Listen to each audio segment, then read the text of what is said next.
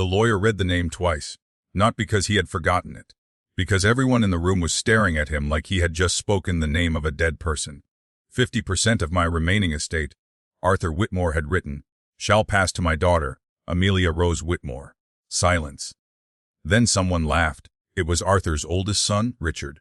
A short, nervous laugh. My father didn't have a daughter. The lawyer slowly lowered the document. Yes, he said. Apparently, he did. Richard stood up. No, you don't understand. My father had 3 children. 3. Me, Jonathan, and Claire. Claire Whitmore was staring at the will. Her face had gone completely white. Jonathan looked at the lawyer. Where is this woman? The lawyer hesitated. I don't know. Richard's expression hardened. Then she's not real. The lawyer turned another page. There's a birth certificate. Richard laughed again. There isn't. There is. Then show me. The lawyer placed the document on the table. Amelia Rose Whitmore, born June 14, 1989 year, suddenly whispered Amelia. Everyone turned toward her. Richard stared at his sister. You know that name. Claire didn't answer. She was looking at the photograph beside the will. It showed Arthur Whitmore standing beside his wife, and between them was a little girl. A girl none of them had mentioned. A girl who appeared in no family photograph, no school record, no medical file, no government database, no grave. Yet Arthur Whitmore had just left her half of a fortune worth nearly $1 billion. And before midnight, someone would break into the family's private archive. They wouldn't steal the will. They wouldn't steal the money. They would steal every photograph of the girl. Because the real question wasn't who was Amelia Whitmore. It was much worse. That is why had someone spent 30 years making sure the world believed she never existed.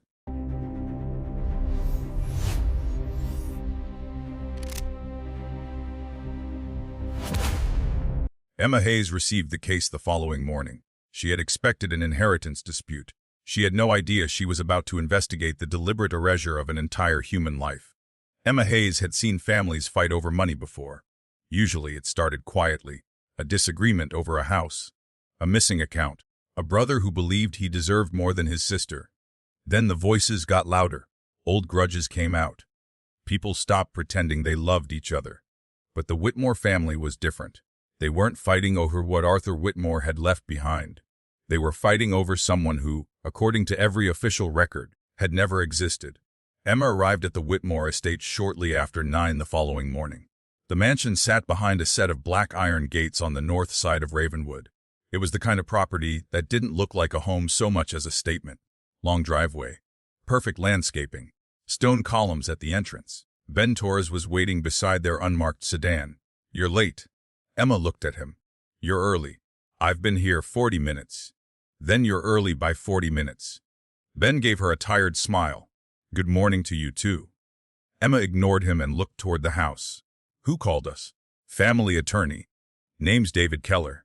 He requested a detective because the family believes the will may be fraudulent.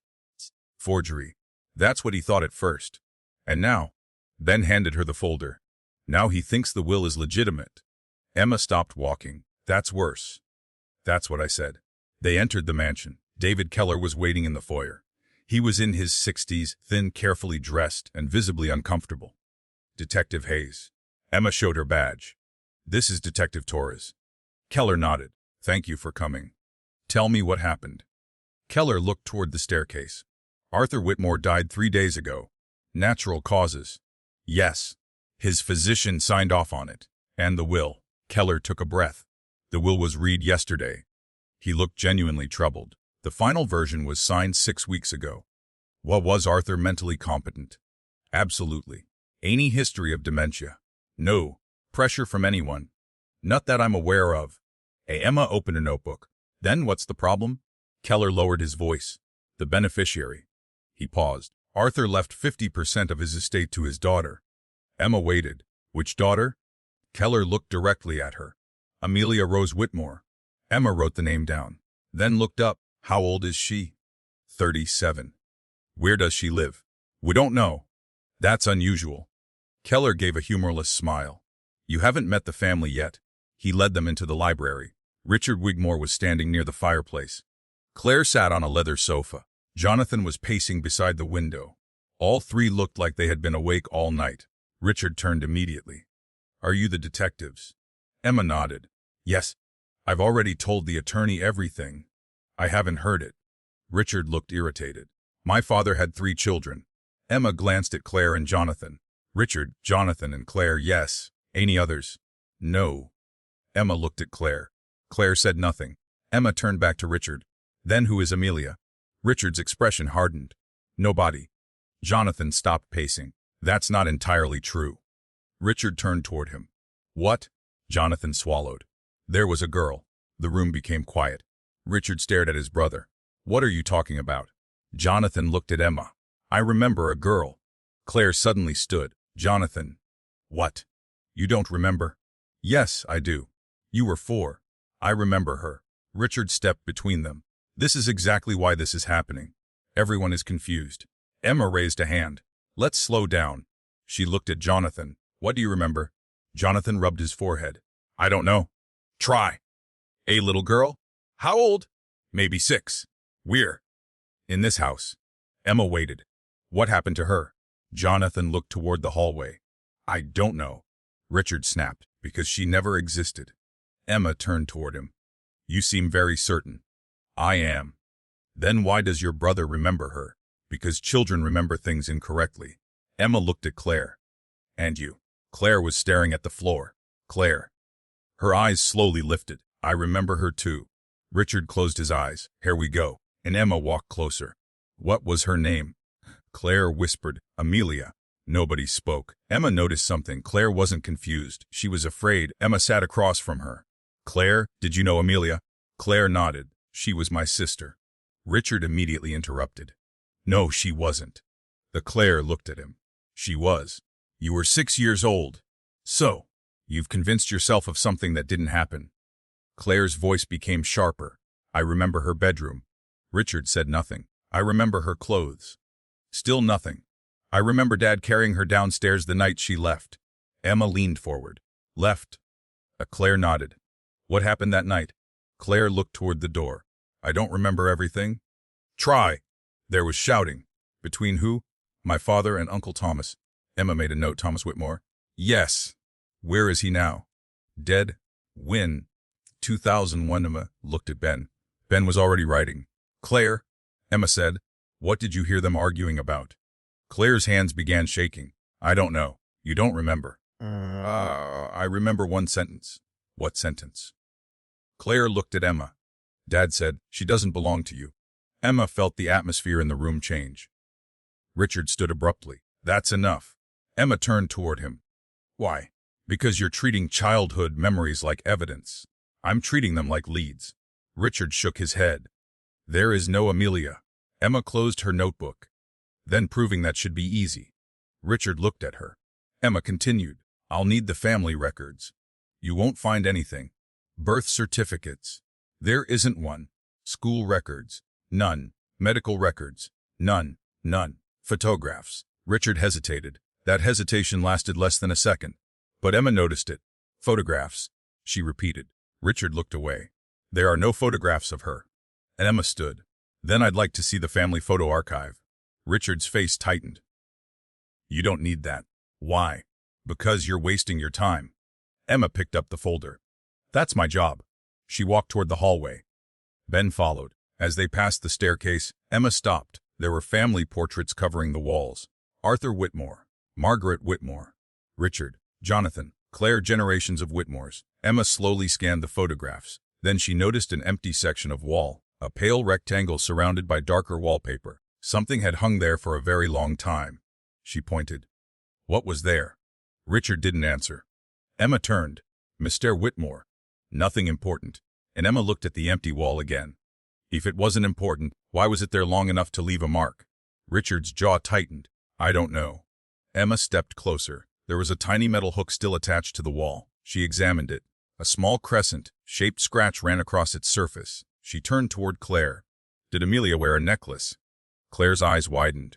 Richard answered before she could. No. Emma looked at him. The answer had come too quickly. Claire whispered, yes. Richard turned sharply. Claire continued. A silver moon.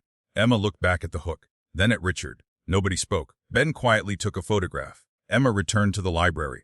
Where is the original will? Keller handed it to her. She studied the signature. Arthur Whitmore. Clear, steady. Then she reached the final page.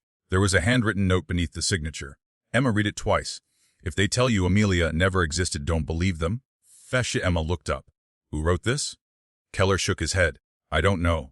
Was it Arthur's handwriting? Yes. Are you certain? Keller nodded. Very. Emma closed the document. The room had gone silent again. She looked at Richard. He was staring at the floor. Then at Claire. She was crying. Jonathan had stopped pacing. And suddenly Emma understood something. This wasn't a family arguing about an inheritance. Someone in this house already knew Amelia was real. The question was why they were still pretending she wasn't. And before Emma could ask another question, her phone rang. Daniel Mercer. Emma answered. Daniel? His voice was unusually serious.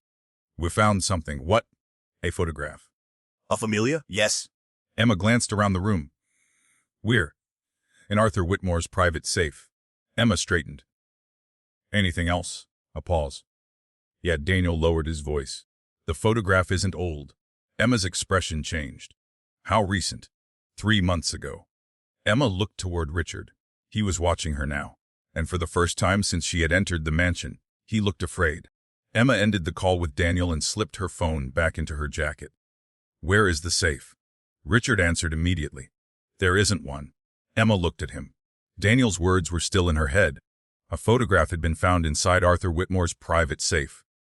3 months ago. Richard had just said there was no safe. Emma didn't argue. She simply turned toward David Keller. Mr. Keller, did you know Arthur kept a private safe? Keller hesitated. Yes. Richard stared at him. Keller looked uncomfortable. I didn't know what was inside. Where is it? Keller pointed toward the study, behind a false panel. Richard stepped forward. You don't have authority to search my father's private property. Emma looked at him.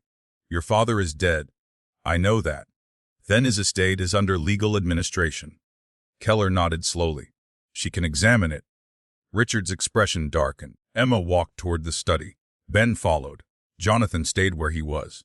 Claire looked like she wanted to follow them but didn't. The study was larger than Emma's entire apartment. Dark wood shelves covered the walls. Arthur's desk sat in front of a tall window overlooking the gardens. Emma had been in the room for less than a minute when she noticed something unusual. The carpet behind the bookshelf was cleaner. Ben noticed it too. Someone moved this recently. Emma pulled the shelf. It didn't move. Ben ran his hand along the wooden frame. There's a release. He pressed a small brass ornament. The shelf shifted. A narrow opening appeared. Behind it was a steel door. Richard stood in the doorway. You shouldn't be doing this. Emma didn't turn. Then tell me why your father hid a safe behind a bookshelf. Richard said nothing. Ben entered the opening. A keypad was mounted beside the door. Any idea what the code is? Keller shook his head. Arthur never gave it to me. Emma looked at Richard. Do you know it? No. Emma studied his face. He was lying, she was almost certain, but she didn't push him. Not yet. Daniel said the photograph was recovered from the safe. Ben looked at the keypad. Can we open it? Emma called Kevin.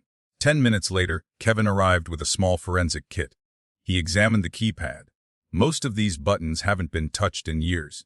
He pointed to 3. These are different. Emma leaned closer. Fingerprints. Partial. Can you identify them? Eventually. Kevin tried the obvious combinations first. Arthur's birthday, his wife's birthday, the company founding date. Nothing. Then he noticed something. Try 061289. Emma frowned. Amelia's birthday. Kevin nodded. The keypad beeped. The lock clicked. Everyone went silent. Kevin looked at Emma. That's disturbing. And Emma opened the door. Inside were several folders, 2 envelopes, a small digital recorder, and a black metal box. The photograph sat on top. Emma picked it up. She knew immediately that it was the same girl. Older now. Much older than the 6-year-old in the old family photographs. The girl was standing outside a small house. She appeared to be in her late 20s. Emma turned the photograph over. There was handwriting on the back. She still doesn't know. 6. Emma's stomach tightened. Know what? Ben took the photograph. Who took it? Emma looked at the date. 3 months earlier. The photograph had been printed on modern photographic paper. Daniel was right. Someone had photographed Amelia recently. If this woman was Amelia. Emma examined the face. The resemblance to Arthur was unmistakable. Same eyes, same jawline, same slight crease beside the mouth. She wasn't looking at a ghost from a family legend. She was looking at a living woman. A woman someone had spent decades pretending didn't exist. Emma opened the first folder. Inside were copies of bank statements. The second contained medical documents. The third contained newspaper clippings. The fourth contained photographs. Emma stopped. There were dozens of them. Amelia at 6, Amelia at 10, Amelia at 15, Amelia at 18, Amelia at 24, Amelia at 30. Someone had been watching her entire life. Ben looked over her shoulder. That's not surveillance from one person. Emma flipped through the photographs. Different cameras. Different locations. Different years. She was being tracked. Be Arthur? Maybe. Ben picked up another photograph. This one was taken yesterday. Or Emma looked at it. A close-up of Amelia entering a grocery store. The timestamp showed the previous evening. That's not Arthur. Ben nodded. Unless he's been dead for 3 days and forgot to mention it. And Emma ignored him. She looked through the folders again. There was a handwritten list. Names. Dates. Addresses. The first name was Elizabeth Rose. The second was Thomas Whitmore. The third was Richard Whitmore. Emma stared at the last name. Richard. Ben, read it. Your favorite suspect. Emma looked toward the doorway. Richard was gone. She walked out of the study.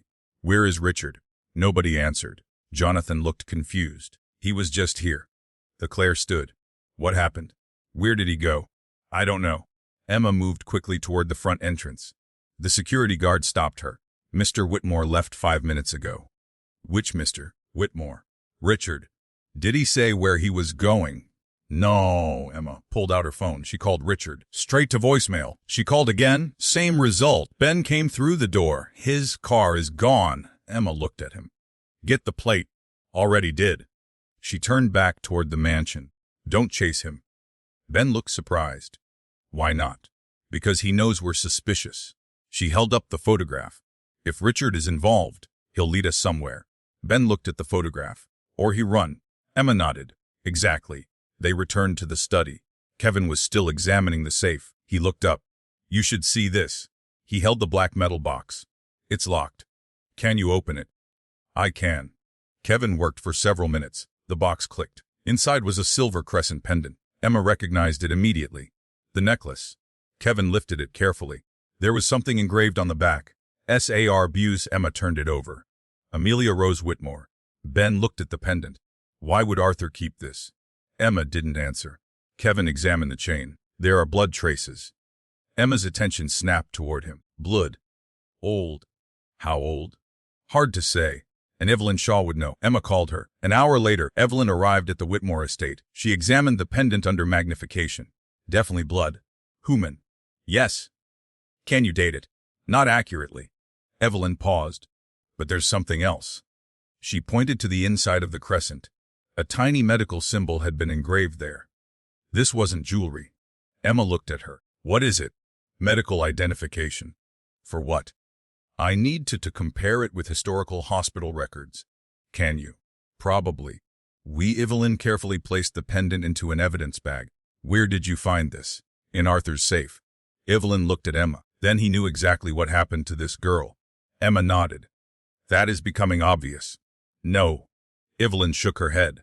You're missing something? What? If this belonged to Amelia, why would Arthur keep it? Emma thought. To remember her. Maybe. Evelyn looked at the old photographs. Or because he couldn't give it back. Emma felt a chill. Why? And Evelyn didn't answer. Instead, she pointed to one photograph. Amelia at 11. The silver pendant around her neck. There was a faint bruise beneath her left ear. Evelyn enlarged the image. Look here.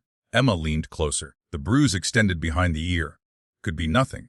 Emma said. It could. Evelyn pointed to another photograph. Same age. Different mark. That's not a bruise. What is it? Medical stared. Emma stared. From surgery. Less. Evelyn examined the pendant again. If this child had heart surgery, this identification pendant may have been issued by the hospital. Emma looked at the photographs. Arthur had known Amelia had a serious medical condition. He had kept her medical records. He had kept her pendant. He had kept photographs of her, but someone had erased every official trace of her existence. Emma returned to the family library. Claire was still there. She was sitting alone. Emma placed a photograph on the table. Did Amelia have heart surgery? Claire looked at the photograph. Then at Emma. Yes. I don't know. Where? Ravenwood Children's Hospital. Emma sat down. What happened? Claire swallowed. She got sick when she was 5. Who took care of her? My mother, Margaret. Claire nodded. Did Arthur stay with her? Wes. Did Thomas? Claire's expression changed. No. Why? Because Dad wouldn't let him near her. Emma wrote that down. Why? Claire shook her head. I don't know. Claire, I need you to think carefully. She looked toward the window. I remember my mother crying. Why? She said Amelia couldn't stay. Where did she want to take her? I don't know. Did Amelia leave with your mother? Claire hesitated. Yes. Emma felt something shift. Then what happened? They came back. When? A few weeks later? Both of them. Claire nodded. But Amelia looked different? How? She was scared. Emma closed her notebook. Off what? Claire looked directly at her. Off Dad. Emma frowned. Arthur? Wes? Why? I don't know. Emma waited. Claire whispered. She said he wasn't her father. The words hung in the room. Emma didn't move. Did she say who her father was? Claire shook her head. She was crying. What did Arthur say? I don't remember. Try. Claire closed her eyes. Then she whispered. He told her she was his daughter. Emma stared at her. And? Claire opened her eyes. She said, then why did you give me away?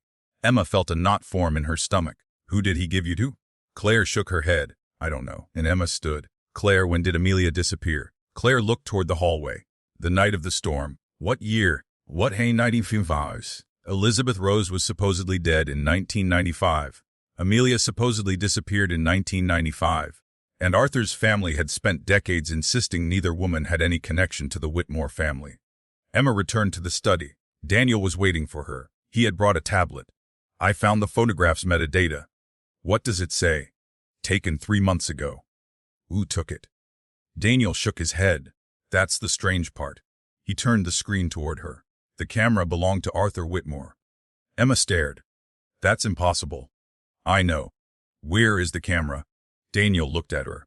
We found it. Where? In the safe. Emma's eyes narrowed. She looked at the photograph again. Amelia, alive, photographed 3 months ago, with Arthur's camera.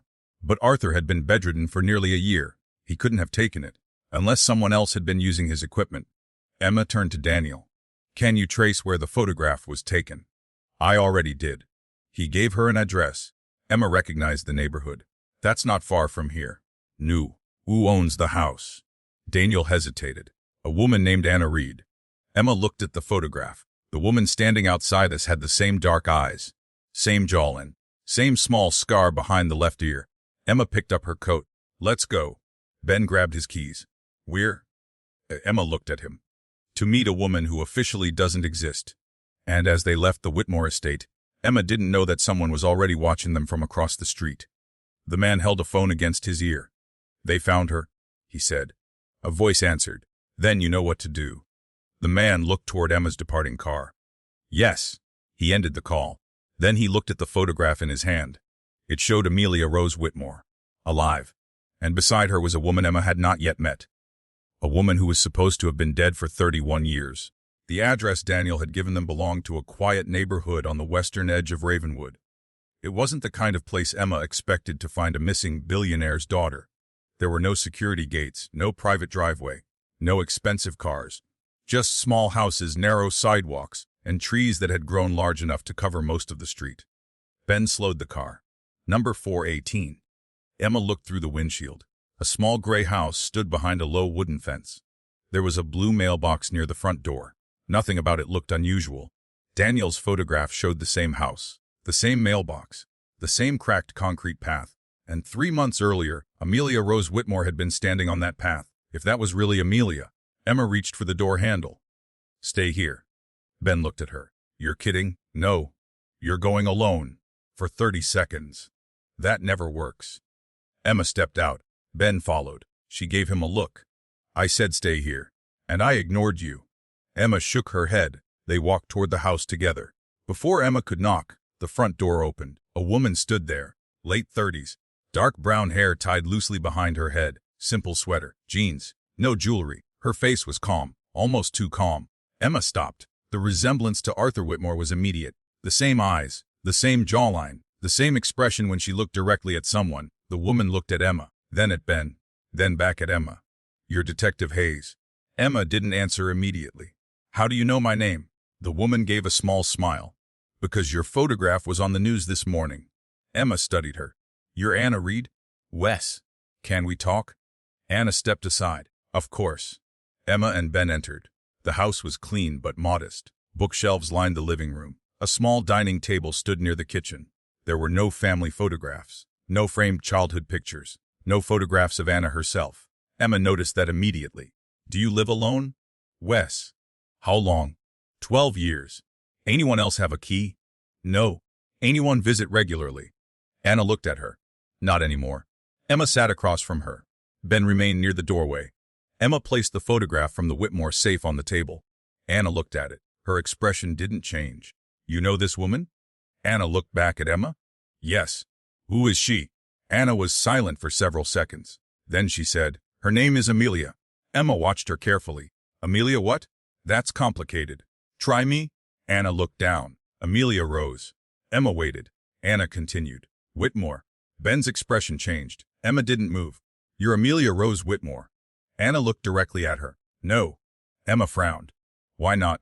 Because Amelia Rose Whitmore doesn't exist. Emma felt the words hit harder than she expected. Then who are you?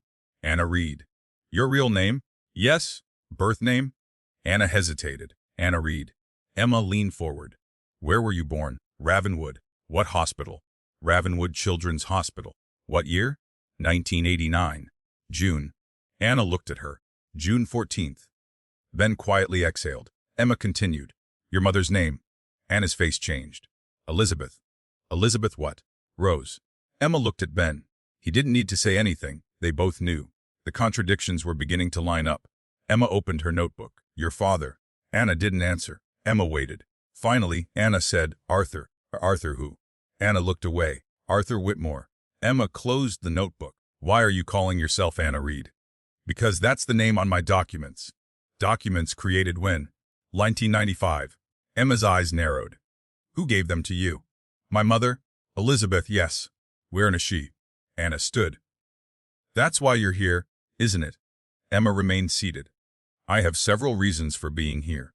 Which one matters most? The truth. Anna looked toward the window. You're too late? Too late for what? To fix it? Emma stood. Fix what? Anna looked at her. The part where my family decided I was better off dead. Ben stepped closer. Who told them you were dead? Anna shook her head. They didn't. Then who? My father. Emma froze. Arthur told your family you were dead? Nuke. Anna's eyes filled with tears. He told them I had never existed. Silence. Emma remembered Richard. There is no Amelia. Claire, she was my sister. Jonathan, I remember a girl. And Arthur's handwritten note. If they tell you Amelia never existed, don't believe them. Emma looked at Anna. Why would your father do that? Anna laughed quietly. Not because anything was funny. Because he thought it would save me? From whom? Anna looked at Ben. Then back at Emma. My uncle. Thomas Whitmore. Anna nodded. Thomas wanted my mother's money. Emma sat down again. Tell me everything. Anna didn't sit. She walked toward the kitchen. Would you like coffee? Emma blinked. Coffee? Yes. You're being investigated for possibly being the missing heir to $1 billion estate. Anna opened a cabinet. I know. And you're offering me coffee. You look tired. Ben smiled. Emma gave him a warning glance. Anna put 3 cups on the counter. She didn't seem nervous anymore. That bothered Emma more than fear would have. People who were hiding something usually watched their words. Anna watched Emma, like she had been expecting this conversation for years. They sat around the small kitchen table. Anna placed the coffee in front of them.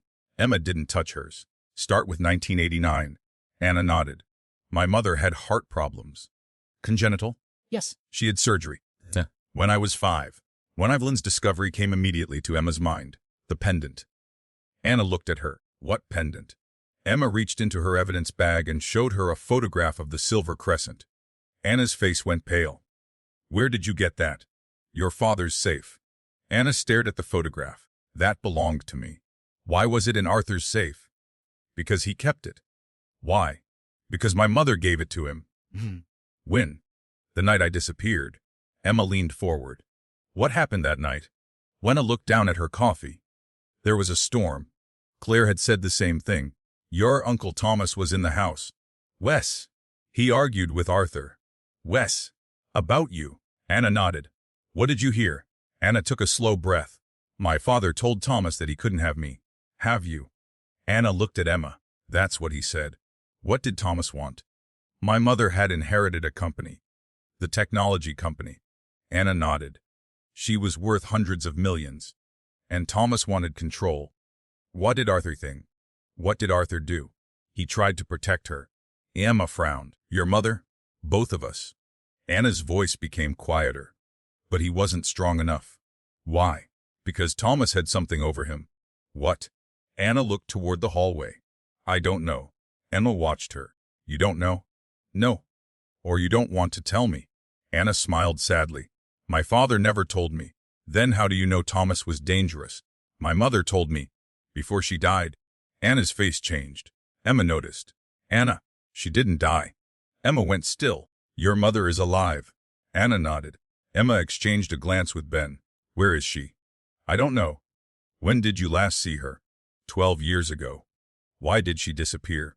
Anna looked at the table. She told me to stay hidden. From Thomas. Wes. Is Thomas still alive? Anna hesitated. I don't know. And Emma thought about the official records. Thomas Whitmore had died in 2001. Heart attack. But the photograph found in the archive had shown him standing with Amelia in 2004. That meant one of two things. Either the photograph was fake, or Thomas Whitmore's death certificate was another lie. Emma pulled out her phone. She showed Anna the photograph. This man? Heir. Yes. That's Thomas. Anna's eyes widened. Where did you get that? County archive? When was this taken? 2004? Anna slowly put down her cup. He was alive. Emma nodded. That's what we're trying to establish? Anna looked frightened for the first time. He found me. When? 2004? Emma sat forward. What happened? Anna's breathing became shallow. He came to the house where I was staying. We're. Not this house. We're. A foster home. Emma stopped. Foster home. Anna nodded. My mother left me there. Why? She couldn't protect me. How long were you there? Almost 9 years. And then, someone told me my father was dead. Ooh. A lawyer? Arthur's lawyer? I don't know. Do you remember his name? No. Anything about him? Anna closed her eyes. Silver watch. Emma wrote it down. Anything else? He had a scar. We're. Under his right eye. Ben looked at Emma. Emma nodded. Did he say why he was looking for you? He said I had inherited something. What? Money. How much? Anna shook her head. I don't know. Did you ever receive it? No. Why? Because I refused. Emma frowned. Why? Anna looked at her. Because my father told me not to trust anyone who came looking for me. Emma thought about Arthur's handwritten note. If they tell you Amelia never existed, don't believe them. There was something else. Arthur hadn't simply left Amelia money. He had left her half of everything. That wasn't an inheritance. It was a declaration. He was publicly acknowledging her. After decades of silence. Emma asked, Did your father contact you before he died? Anna didn't answer. Emma waited. Finally, yes. When? 3 months ago. Emma felt her pulse quicken. What did he say? He asked me to come home. Did you? No. Why? Because I thought it was a trap. Who sent the message? Arthur? Personally? Anna nodded. How? A letter? Do you still have it? Anna looked toward a bookshelf. Yes. She walked over. From behind several books, she removed a small wooden box. Inside was a folded letter. She handed it to Emma. Emma opened it carefully. Arthur's handwriting. She recognized it from the will. The letter was short. Ifsi Amelius, if you are reading this, then I have failed to protect you. Whereas I know you have every reason to hate me, but you need to understand one thing. I never stopped looking for. Emma continued. As the money is not the reason I want you to come home. As the records are. They changed more than your name. Say, they changed your mother's history. They changed mine. They changed the history of this family. Then, the final sentence. Find the original record before they find you. Emma lowered the letter. What original record? Anna shook her head. I don't know. Did your father explain? No. Did he tell you where to find it? Anna looked at Emma. He gave me a number. What number? 16. Emma waited. 16 what? That's all he said. Emma stared at the letter. 16. A file number? A room? A year? A property. Then Ben spoke. Emma. She looked at him. He was holding another photograph, one she hadn't noticed. It showed Arthur standing outside Ravenwood Children's Hospital. Beside him was a woman, Elizabeth, and beside Elizabeth was a young Amelia. But there was something strange. The photograph had been taken in 1995, the same year Elizabeth was supposedly declared dead, the same year Amelia supposedly disappeared. Emma turned the photograph over. There was a handwritten date, June 26 had 1995 thousands underneath it as the day they erased both of them, and Emma looked at Anna. Who wrote this? Anna shook her head. I've never seen that photograph. Emma stood. Then someone else has been keeping the records. Ben looked at her. Where are we going? Emma folded the photograph carefully. Ravenwood Children's Hospital. Anna stood. I'll come with you. Emma looked at her. You're not safe. Anna gave her a faint smile. I haven't been safe for 31 years. She walked toward the door. Emma stopped her.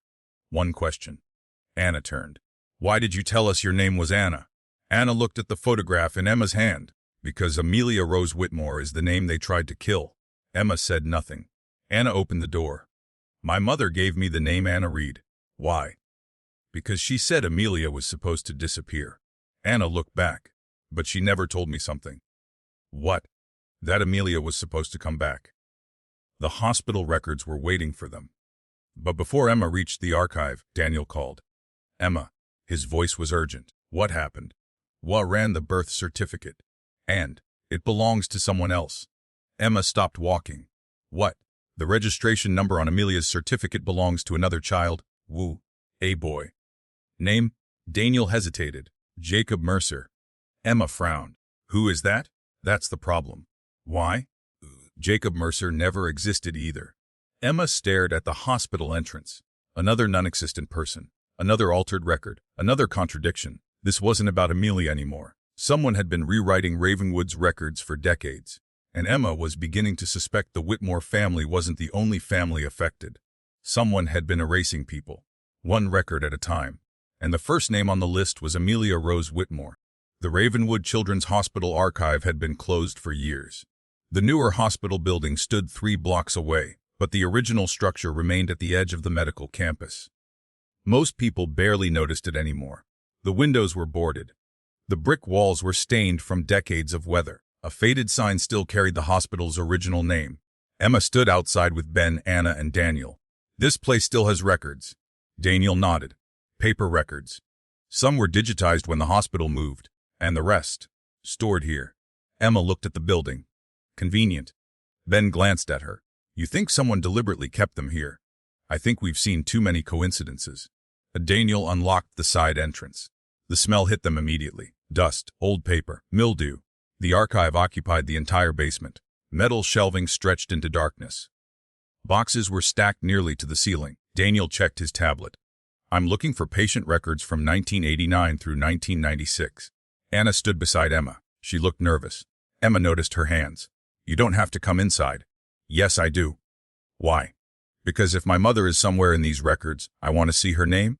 Emma nodded. They began searching. 40 minutes passed. Then Daniel called out, Got something. Emma walked over. Daniel held up a thick folder. The label reads Sausaros. C is IPHC, Pediite 1989. Anna stopped breathing. Emma opened the file. The first page was a hospital admission form. Name Elizabeth Rose. Age 27. Date June 14, 1989. Diagnosis congenital cardiac abnormality. Surgical intervention recommended.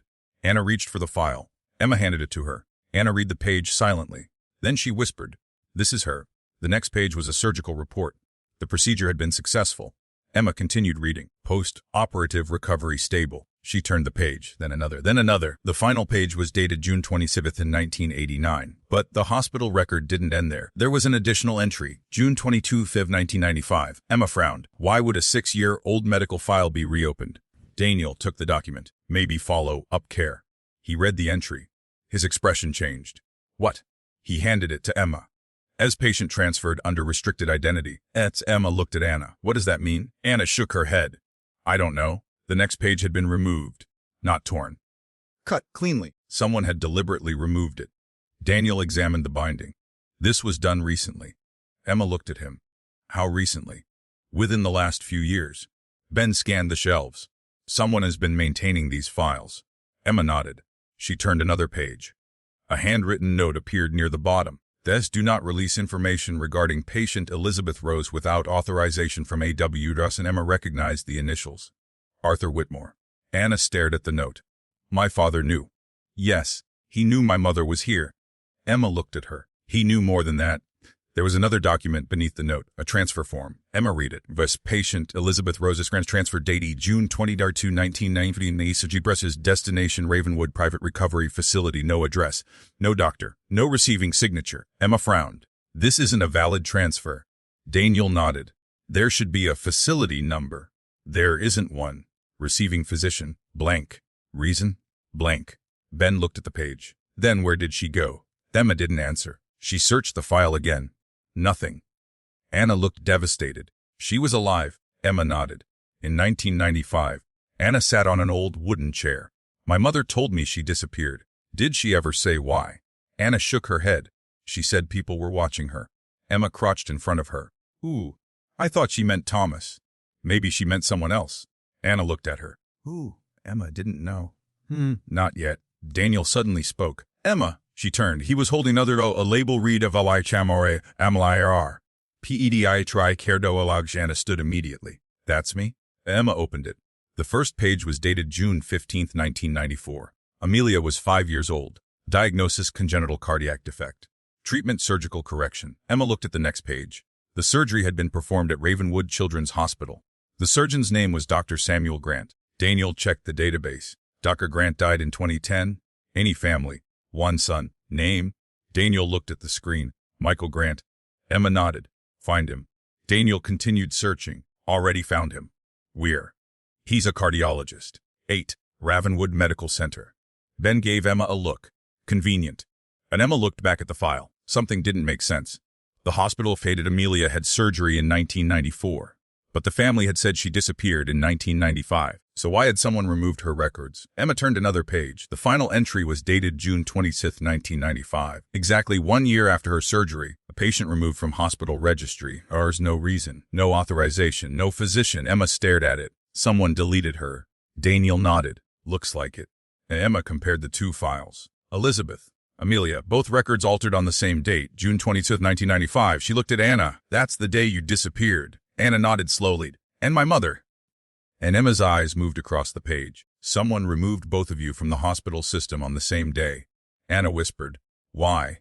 Before Emma could answer, Ben called from the opposite aisle. Emma. She walked toward him. He was holding a third file. This one had no patient name, only a number. 60. Emma's stomach tightened. Where did you find that? Behind the Whitmore records. She opened it. Inside was a single sheet. At the top was PROJCT 16. Below it were 16 names. The first 15 had been crossed out. The 16th had not. Emma stared. What the hell is Project 16? Daniel looked over her shoulder. I don't know. Ben pointed to the bottom of the page. There was a signature, Sir T. Whitmore, Asa Thomas. Emma photographed the document. Then her phone rang. Kevin, she answered. Tell me you found something. I did. What? I traced the registration number from Amelia's birth certificate. Where does it lead? To another hospital? Which one? Ravenwood General. Emma frowned. That's where Thomas's medical records are. Exactly. Kevin paused. There's more? What? The registration number wasn't assigned to Amelia. Who was it assigned to? Elizabeth Rose. Emma looked at Anna. Anna's eyes widened. What does that mean? Kevin answered through the phone. Your mother's original birth record was replaced. Emma's mind raced. Why would someone replace Elizabeth's birth record with Amelia's? I don't know. Can you recover the original? Maybe. How? Kevin's voice lowered. The hospital kept a backup system. We're. Basement. Emma looked around. They were already in the basement. Which section? Kevin hesitated. Records room 16. Emma looked at Ben. Room 16. They moved immediately. The door was at the far end of the basement. Unlike the rest of the Ark, it had a modern electronic lock. Daniel examined it. This was installed recently. Emma looked at the camera mounted above the door. Someone still uses this room. Ben drew his weapon. Emma nodded. Let's open it. Daniel entered a code. The lock clicked. The door opened. Inside was not an archive. It was a server room. Modern equipment filled the space. Fans hummed. Hard drives blinked. Someone had been maintaining this room. Recently. Emma looked at Daniel. Can you access it? He smiled. "Give me 10 minutes." They waited. 5 minutes. 7. Then Daniel froze. "I found the database." "What's in it?" "Everything." Emma stepped closer.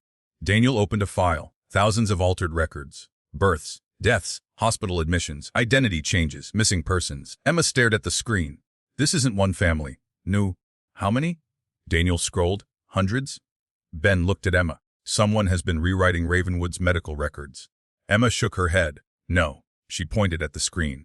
"They've been rewriting people's identities." Daniel opened the oldest file. The date was 1987, then another, 1988, 1989, 1990. The pattern continued. Every year, every month, every few weeks. Someone had been changing records for decades. Emma looked at Anna. Her face had gone pale. "My mother wasn't the first." "No," Emma said. "She wasn't even the first Whitmore." Emma turned back to the screen. A file opened automatically. Emma clicked. The status changed. ESTSEVTIV. Emma froze. "What?" Daniel stared at the screen. "That can't be right." Emma pointed. "Open it." He did. The database showed an address. Not an old address. A current one, last updated 3 months ago. Emma read it. Her blood went cold. It was in Ravenwood, less than 5 miles from the Whitmore estate. Anna stepped closer. "That's my mother." Emma looked at her. "We don't know that yet." Anna shook her head. "I do." She pointed at the screen. "My mother used to live there." Emma read the address again. A small house. Quiet neighborhood. The kind of place nobody would notice. Emma turned to Ben. "Let's go." Anna grabbed her coat. "I'm coming." And Emma stopped her. This could be dangerous. Anna looked at her. So was being forgotten. Emma didn't argue. They left the hospital archive together. None of them noticed the small camera above the server room door. The red light was still blinking. Someone was watching. And somewhere across Ravenwood, a woman sat alone in a dark room. She looked at an old photograph of a young girl wearing a silver crescent pendant. Then she heard her phone ring.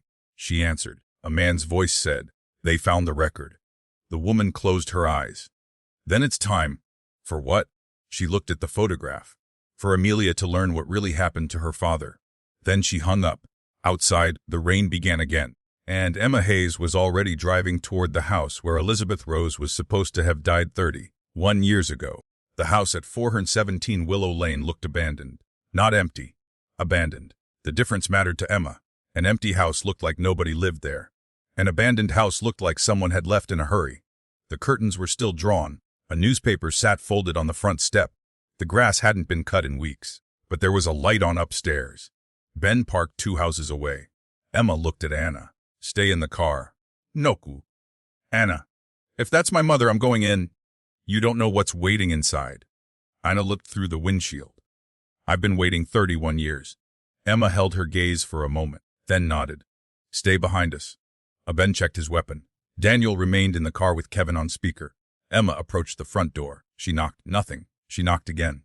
Elizabeth rose a silence. Emma tried the handle, unlocked. Ben looked at her. "That bothers me." "It should." Emma pushed the door open. The hallway was dark. There was a smell of old paper and something faintly metallic. Blood, maybe. Emma raised her flashlight. "Police." No answer. Anna stepped inside. "Mom." Emma turned sharply. "Stay behind me." They moved through the house. The living room contained almost no furniture. A single chair, a small table, an old television. No photographs, no personal decorations. Nothing that suggested a woman had lived there for years. Emma noticed the dust. There were footprints, fresh ones, 2 sets, one heading toward the kitchen, the other toward the stairs. Ben crouched. "These aren't old." Emma nodded. "Someone was here." They checked the kitchen. Empty. The back door was open. A mug sat on the counter, still warm. Emma touched it. Someone left recently. Anna looked toward the stairs. Mama, no response. Emma led them upstairs. The first bedroom was empty. The second contained boxes. The third was locked. Emma tried the handle. Nothing. Ben stepped forward. "Want me to?" The lock clicked. Everyone froze. The door had opened from the inside. Slowly a woman stepped into the hallway. She was older, late 60s, thin, gray hair. Her face was tired but unmistakably familiar. Anna stopped breathing. "Mom." The woman stared at her. For several seconds, neither moved. Then the woman's hand went to her mouth. "Oh God." Anna began crying. Elizabeth whispered, "Amelia." I was stepped back. This was not a reunion she wanted to interrupt. Anna crossed the hallway. Elizabeth opened her arms. They embraced. Neither said anything. They simply held each other. Emma watched quietly. 31 years. 31 years of believing someone was dead, and now they were standing in the same hallway, alive. Finally, Elizabeth pulled away. She touched Anna's face. "You shouldn't have come." Anna laughed through her tears. "You told me to disappear. I was trying to keep you alive. You could have told me the truth." "I couldn't." "Why?" But Elizabeth looked at Emma. "Because they were listening." Emma's attention sharpened. "Ooh." Elizabeth's expression changed. "Everyone." Ben looked around the house. "Who has access to this place?" "No one." Emma pointed toward the mug. "Someone was here." Elizabeth nodded. "I know." "Who?" "I don't know." Emma studied her. "Let's start at the beginning."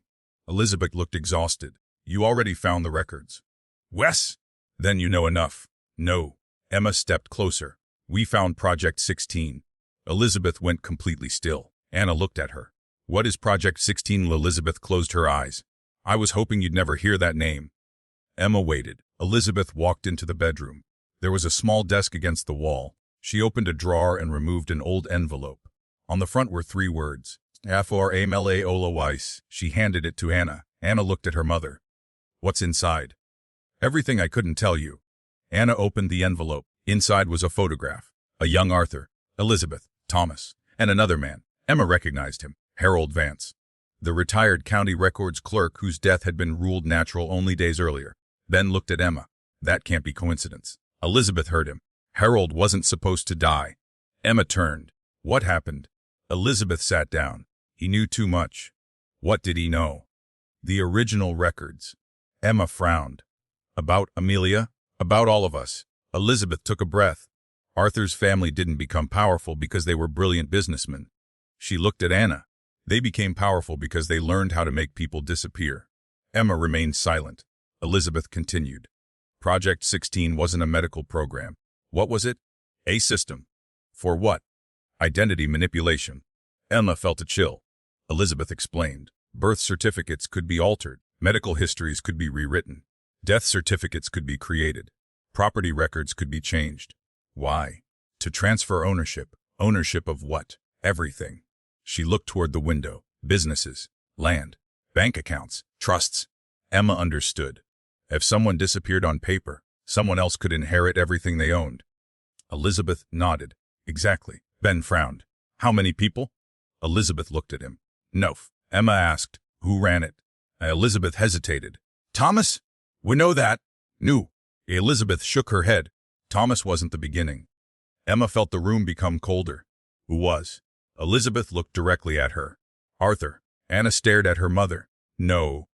"I know what you're thinking. You said Dad protected us." "He did." "You said Thomas was the monster." "He was." "Then why are you saying Dad started this?" Elizabeth lowered her eyes. "Because he did." Silence. Anna stepped back. "My father didn't do this. He helped create it." "Why?" "Because he thought he could control it." Elizabeth's voice cracked. "He was wrong." Emma sat across from her. "Tell me what happened in 1989. Elizabeth looked at Anna. "When I married Arthur, I trusted him. You inherited the company from your father." "Less." "Was it worth hundreds of millions?" "More than that." "And Arthur gained control eventually." "How?" Elizabeth smiled bitterly. "I signed papers." "What papers?" "Marriage agreements. Business transfers. Trust documents." "Did you understand them?" "I thought I did. But they contained clauses that transferred control after certain events." Emma leaned forward. "What events?" "Death, incapacity, divorce. So Arthur could take control if something happened to you." "Yes." "And Thomas? He found a way to make something happen." Emma's expression hardened. "What did he do?" Elizabeth stared at the floor. "He changed my medical record." Anna whispered. "What?" Elizabeth looked at her. "He made it appear that I had a terminal condition." Emma understood. "If everyone believed you were dying, your business decisions could be challenged." "Yes." "And when you tried to expose it, they declared me mentally unstable." Emma's jaw tightened. "Arthur let them." Elizabeth nodded. "At first." "Then what changed?" "You were born." Anna looked down. "I thought Amelia was the reason my father protected me." "You were." "Then why did he let them erase me?" "Because Thomas discovered you were the legal heir to my father's company." Emma looked at Anna. Elizabeth continued. "Not Arthur. Not Thomas. Not Richard. Amelia. Anna stared at her. Your grandfather's trust named you as the final beneficiary. Emma finally understood the will. Arthur wasn't giving Amelia half his fortune out of generosity. He was returning what had always belonged to her. Elizabeth reached for another document. This is the original trust. Emma took it. The document was old, yellowed, but the signature was clear. Sir Samuel Rose Das, Elizabeth's father. The trust beneficiary was Amelia Rose Whitmore. Draws Emma read the final clause. If the beneficiary cannot be located, the assets shall remain protected until her lawful return. Ben leaned over. So the money was never Arthur's? No. Elizabeth looked at him. It was Amelia's. Emma stared at the document. And Thomas knew. Yes. That's why he wanted her erased. Elizabeth nodded. And that's why Arthur hid her. Anna's eyes filled with tears. But Dad never told me. He was afraid. Off Thomas. Off what would happen if Thomas knew you were alive. Emma thought about the photographs. Someone had been following Amelia for decades. Someone knew she was alive. Someone had recently photographed her. And someone had accessed Arthur's safe. She looked at Elizabeth. Who else knew? Elizabeth's expression changed. Richard. Emma went still. Arthur's son. Yes. When did he find out? Years ago. Did he help Thomas? Elizabeth hesitated. He helped himself. Emma stood. What does that mean? Well, Elizabeth looked at her. Richard didn't want you dead, Amelia. Anna frowned. Then what did he want? He wanted you to stay hidden. Why? Because if he returned, he would lose everything. Emma looked at Ben. The motive was becoming clearer. Richard had spent decades protecting a fortune that wasn't legally his. Then Arthur had changed the will. And suddenly the woman Richard had spent his life pretending didn't exist was entitled to half of everything. Emma's phone rang. Kevin, she answered. Kevin, I found the original record. Emma's heart jumped. Which one? Arthur's. His birth record. No. Kevin's voice lowered. The original Whitmore family trust. Emma looked at Elizabeth. Where is it? County archive. Is it secure? A pause. No. Emma's expression changed. Why? Because someone is there right now. Who? Who? I don't know. Emma ended the call. Ben was already moving toward the door. Elizabeth stood. Where, the archive? Anna looked at Emma. I'm coming. Emma shook her head. No. Anna stared at her. You found my mother. You found my father's secret. You're not leaving me here. Emma considered it. Then she looked at Elizabeth. Can she stay here? Elizabeth shook her head. No. Why? Because if they found this house, they'll come back. Emma looked at Ben. Then nobody stays. They moved quickly. Before leaving, Emma looked back at the bedroom. The locked room. The desk. The old envelope. Something bothered her. She walked back inside. What? Ben asked. Emma pointed toward the wall. There was a framed photograph hanging crookedly. She removed it. Behind it was a small safe. Elizabeth's face went pale. I forgot about that. And Emma opened it. Inside was a cassette tape, a key, and one photograph. Emma picked up the photograph. It showed Arthur standing beside Amelia, but Arthur wasn't looking at the camera. He was looking behind him, at someone else. Emma turned the photograph over. 4 words were written on the back. She was never the target, so Emma stared. Then who was? Elizabeth answered from the doorway. Men. A loud crash came from downstairs. Everyone froze. Ben drew his weapon. Emma lowered her voice. Stay here. Another crash. Then footsteps. Someone was inside the house. Emma moved toward the stairs. Ben followed. They reached the landing. The front door was open. No one was there. Then Emma noticed something on the floor. A photograph had showed Amelia as a child. Across her face, someone had drawn a black line. Underneath it was a handwritten message. Emma looked toward the open door. Whoever had left it was gone, but on the street outside, a black sedan was already disappearing around the corner. Emma memorized the plate. Ben ran downstairs. Did you get it? Emma nodded. Yes. She looked at Anna. Your family has been lying about one thing. What? Emma held up the photograph. They weren't trying to erase you. Anna looked confused. They were trying to hide what you inherited. Emma turned toward the car. And now someone is afraid we're going to find out exactly what that is. The black sedan disappeared before Emma could get the license plate into her phone. She stood at the curb, watching the empty road. Ben came up beside her. You sure you got enough? Partial plate. That's something. No. Emma looked at the photograph still in her hand. It's not enough. Anna and Elizabeth stepped outside. Elizabeth was pale. Emma turned toward her. Are you sure you haven't seen that car before? Elizabeth shook her head. I've seen several. Same model. Black sedan. Driver. Usually one man. Describe him. Gray hair. Late 50s. Heavyset. Ben immediately looked at Emma. That's not much. It doesn't have to be. And Emma looked toward Anna. Did you ever see someone like that when you were younger? Anna thought for a moment. Yes. Where? When I was in foster care. Emma's attention sharpened. How old were you? 11. Did he speak to you? No. Did he follow you? I don't know. Anna looked toward her mother. Mom. Elizabeth closed her eyes. He worked for Thomas. What was his name? I don't know. Emma watched her. You don't know? I knew his face. That isn't enough. Elizabeth's expression hardened. Detective, when you spend 30 years running from people who want you dead, you learn not to ask for names. Emma didn't respond. She understood. But something about Elizabeth's answer bothered her. There was another layer. Something she wasn't saying. Ben's phone rang. He answered. Tours. A pause. Then his expression changed. Weird. He listened again. Okay. He hung up. Emma looked at him. What? That was Captain Brooks. What's happened? Harold Vance. And Emma already knew the name. The retired county records clerk. The man whose photograph had been inside Elizabeth's envelope. What about him? He's dead.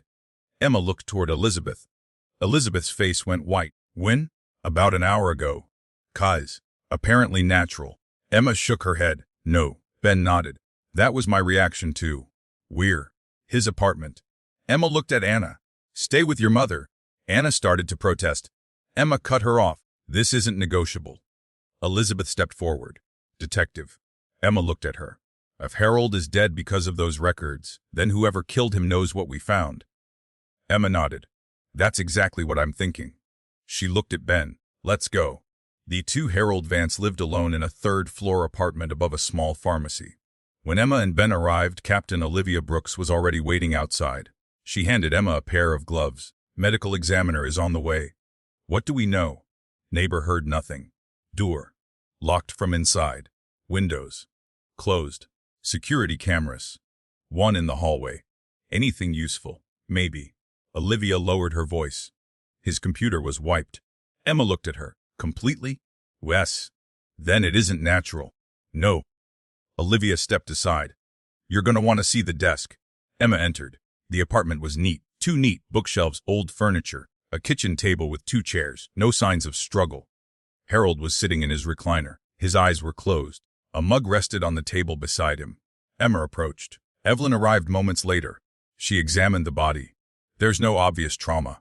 Heart attack. Possibly. She looked at Emma. But I'd like to see the toxicology. Emma nodded. Check the mug too. Evelyn examined it. Coffee? Anything unusual? Not visibly. Emma walked toward the desk. Harold's computer was still on. The screen showed a blank operating system. Kevin had warned her. Emma touched the keyboard. Someone wiped this remotely. Looks like it. Ben pointed toward the floor. Emma. A photograph had fallen behind the desk. Emma picked it up. It showed Harold standing beside Arthur Whitmore. They were much younger. Between them stood a teenage girl, Amelia. Emma turned the photograph over. A date. Vest October 1999 underneath the she knows it's. Emma looked at Ben. What does that mean? Ben shook his head. Maybe Amelia knew about the records. Emma examined the photograph again. Something was wrong. The girl wasn't looking at the camera. She was looking toward Arthur. And Arthur was looking toward Harold. Almost as if the photograph had captured a conversation. Emma searched the desk. Inside the top drawer she found a small notebook. Most of the pages contained names, dates, numbers. The same pattern she'd seen in the hospital database. But one name appeared repeatedly, Amelia R. Whitmore. Emma turned the page. Then stopped. There was another name. Wise Elizabeth Rose. Sixter another. Fos Thomas Whitmore. Then Voss Richard Whitmore. Emma looked at Ben. Everyone is here. Maybe Harold was keeping a list. No. Emma flipped another page. There were dates beside each name. Some were crossed out. Others weren't. She pointed to Richard's name. What's this date? Ben, read it. August 4, 2004. Emma frowned. That was the year Amelia was photographed with Thomas. Ben nodded. And look at this. He pointed to another entry. Charles August 4, 2004 transfer completed. Emma stared. Transfer of what? The answer was on the next page. Heir's property is still list of addresses followed. Several were marked with initials. AWERARW. Emma's pulse quickened. Harold wasn't just altering records. Ben looked at her. He was tracking property. Exactly. She photographed every page. Then Evelyn called from the living room. Emma. Emma walked over. Evelyn held a small plastic evidence bag. Inside was a tiny glass vial. Found this beneath the chair. What is it? I don't know yet. Could it have caused the heart attack? Possibly. Emma looked at Harold's body. If someone poisoned him, why leave the door locked? Evelyn answered quietly, to make it look like he died alone. Emma nodded. Can you test it? Yes. Fast. Evelyn looked at her. I'll do what I can. And Emma returned to the desk. Something else had been left there. A sealed envelope. No name. Only a crescent moon drawn on the front. Emma opened it. Inside was a single piece of paper. Chris Detective Hayes, you are looking at the wrong generation. Emma, read the next line. Arthur didn't create the system. Yet there's he inherited it. Final access ask who owned Ravenwood Children's Hospital in 1987. Emma looked up. Ben was already searching on his phone. Find anything? Maybe. He turned the screen toward her. The hospital had been privately owned until 1987. The owner was a company called Rose Medical Trust. Emma's eyes narrowed. Elizabeth's family. Ben nodded. Her father, Samuel Rose, the same man who had created the trust that named Amelia as beneficiary. Emma looked at the letter again. Arthur hadn't created the system. He had inherited it, and the hospital had belonged to Elizabeth's father. That meant the identity manipulation system existed before Arthur married Elizabeth, before Amelia was born, before Thomas became involved. Emma felt the case expanding around her. This wasn't just a Whitmore family secret. It was an old system built around the Rose fortune, and someone had been protecting it for decades. The toxicology results came faster than expected. Evelyn called Emma from the medical examiner's office. It's poison. Emma stopped walking. What kind? Something that causes rapid cardiac failure. Would it look natural? Wes! Can you identify it? Not yet. Anything else? Evelyn hesitated. There was another substance. What? A sedative. Emma's expression hardened. So someone drugged him first. Yes, then poisoned him. That's what it looks like. Emma ended the call. Olivia was standing nearby. You were right. Emma nodded. Harold was murdered. Any idea why? Emma looked at the evidence bag containing the notebook. Because he knew who had been rewriting the records. Olivia studied her. Can you prove it? Not yet. Thank Duvet. Emma nodded. She looked at Ben. Get me everything on the Rose Medical Trust. Already working on it. And Richard Whitmore. Still missing. Emma looked toward the window. Find him. They found Richard that evening. Not at his home. Not at the company. Not at any of his usual properties. His phone had been switched off. His car had been abandoned near the Ravenwood courthouse. Inside the vehicle, Emma found a briefcase. It contained one thing, a family photograph. Arthur, Elizabeth, Amelia, Richard, and Thomas, all standing together. The date was written on the back, as June 22, 1995. The exact date Amelia and Elizabeth had been erased from the hospital records. Emma stared at the photograph. There was something else written underneath. Ours, the last day we were all together. Ben looked over her shoulder. That's Richard's handwriting. Emma examined it. Yes. So he knew? Emma nodded. He knew exactly what happened. She opened the briefcase again. There was a second item. A key. Small, old, stamped with a number. C16C. Emma stared at it. Room 16. Ben looked toward the courthouse. Maybe. Emma turned the key over. There was another engraving on the back. A ZRMT as Zigri Rose Medical Trust. Emma's phone rang. Richard. Emma answered immediately. Richard. Silence. Then his voice. Low. Shaking. You found the key. I can't tell you. Why? Because they're listening. Oh, Richard breathed heavily. Thomas? Emma froze. Thomas is dead. No. Richard. A's alive. Emma looked at Ben. Richard continued. He's been alive the whole time. Emma's grip tightened around the phone. Where are you? I don't have. Listen to me. We can protect you. No, you can't. Why? Because you don't understand what Project 16 is. Emma stared at the key, then explained it. Richard was silent finally. He said, Project 16 wasn't designed to erase Amelia. Emma's stomach tightened. Then what was it designed to erase? Richard whispered, everyone who could prove where the money came from. The line went dead. Emma immediately called back, straight to voicemail. Ben looked at her. What now? Emma closed her hand around the key. We find room 16. And if Thomas is there, Emma looked toward the dark courthouse windows. Then we finally meet the man who supposedly died 25 years ago. The key marked to 16 didn't belong to the courthouse. Kevin confirmed that within 20 minutes. It doesn't match any current lock in the building, he said over the phone. Emma stood beside the abandoned car. What about older records? That's where it gets interesting. How interesting? The key was manufactured by a company that supplied the Rose Medical Trust. Emma looked at Ben. Can you date it? Approximately 35 years old, so it could belong to the original hospital. Maybe. Can you trace the key number? Kevin paused. Already did. Emma waited. It was assigned to an archive room. Where? Different building. Which one? Rose Medical Trust headquarters. Emma frowned. Does that building still exist? Yes. Where? Kevin gave her the address. Emma recognized it immediately. The old Rose Medical Trust building sat only 6 blocks from the Whitmore headquarters. It had been abandoned for years. Or so everyone believed. Emma ended the call. Ben looked at her. That's where we're going? Wes. What about Richard? We'll find the room first. And Thomas. Emma looked at the photograph in her hand. If Richard was telling the truth, Thomas has been hiding for 25 years. Ben opened the car door. Then tonight seems like a good time to stop hiding. The Rose Medical Trust building looked dead from the outside. 3 stories, brick walls, boarded windows, a rusted metal sign, no lights, no security. But Emma noticed something before they entered. Fresh tire tracks. Someone had parked behind the building recently. Ben crouched. Sedan. Black. Looks like it.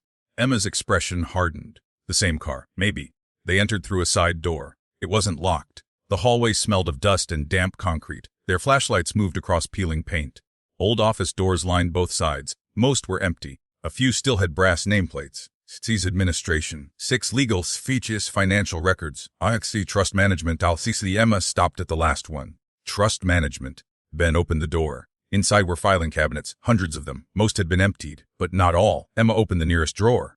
Property deeds, bank records, insurance documents, all dated from the late 1980s and early 1990s. She pulled out a folder. S. Rose Medical Trust, beneficiary transfers. Inside were names, dozens of them. People Emma had never heard of. Each had apparently transferred property or financial assets into trusts. Some were alive, some were dead, some had no current records at all. Emma looked at Ben. Project 16. He nodded. Looks like it. They moved deeper into the building. At the end of the hallway was a steel door. A faded number had been painted above it. File 16. Emma took out the key it fit. She turned it. The lock opened. Ben raised his weapon. Emma pushed the door inward. The room was larger than she expected, and unlike the rest of the building, it was clean. Modern computers lined one wall. Paper files filled another. A large table stood in the center. On it were photographs, birth certificates, death certificates, property records, medical records, and hundreds of names. Emma walked toward the table. She picked up the first file. R.S. Jakesio Mar CERs, the boy whose registration number had been used on Amelia's birth certificate. The file contained a birth record, medical records, school records, a photograph. Emma stared at the picture. Jacob was a real child, but there was a red stamp across every document. A's and IDNTE Tarawanides had been looked at her. What does that mean? And Emma opened another file. I saw as how I say same stamp. Another I'm saying never on our end. Emma stopped. Michael Grant, the cardiologist, the son of the surgeon who treated Amelia. She opened his file. He was alive. His identity had not been terminated. Instead, there was a note. EACTV, COPRT and GE. Emma looked at Ben. That's interesting. She turned another page. A photograph of Michael Grant stood beside a younger Thomas Whitmore. Emma's stomach tightened. The doctor's son was working with Thomas. Ben nodded.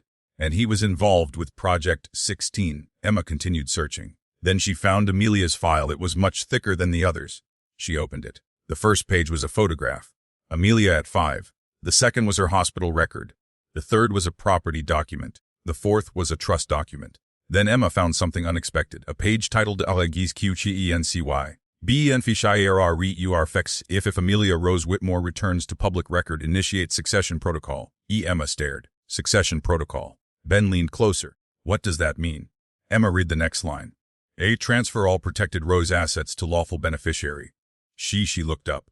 Amelia was never just an heir. Ben understood. She was the key to unlocking everything. Emma nodded.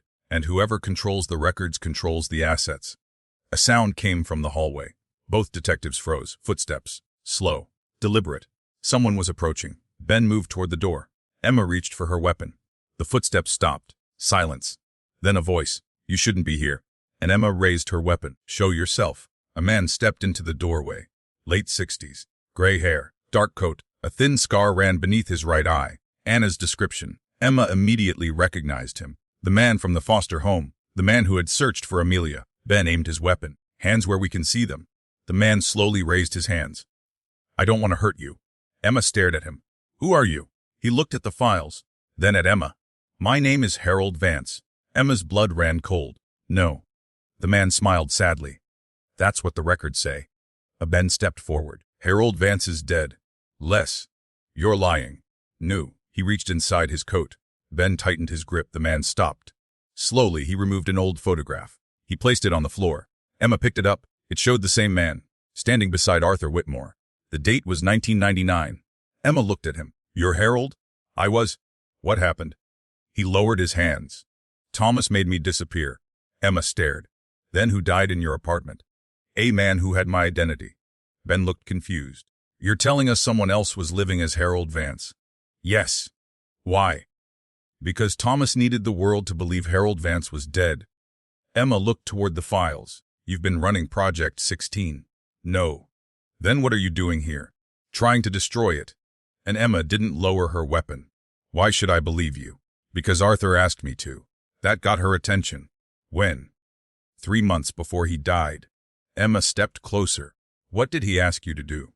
Harold looked at Amelia's file. "Find her." "Why?" "To make sure she survived long enough to receive what belonged to her." Emma thought about the photograph from Arthur's safe. "You photographed Amelia." "Wes." "Why?" "To make sure she was alive." "Who else knew?" "Thomas." Emma's expression hardened. "Where is he?" Harold looked toward the dark hallway. "He's closer than you think." Emma glanced around. "Meaning?" "He never left Ravenwood." Ben frowned. "He's been here all these years." "Yes." "Where?" Harold shook his head. "I don't know." Emma stepped closer. "You know more than you're telling me." Harold looked at her.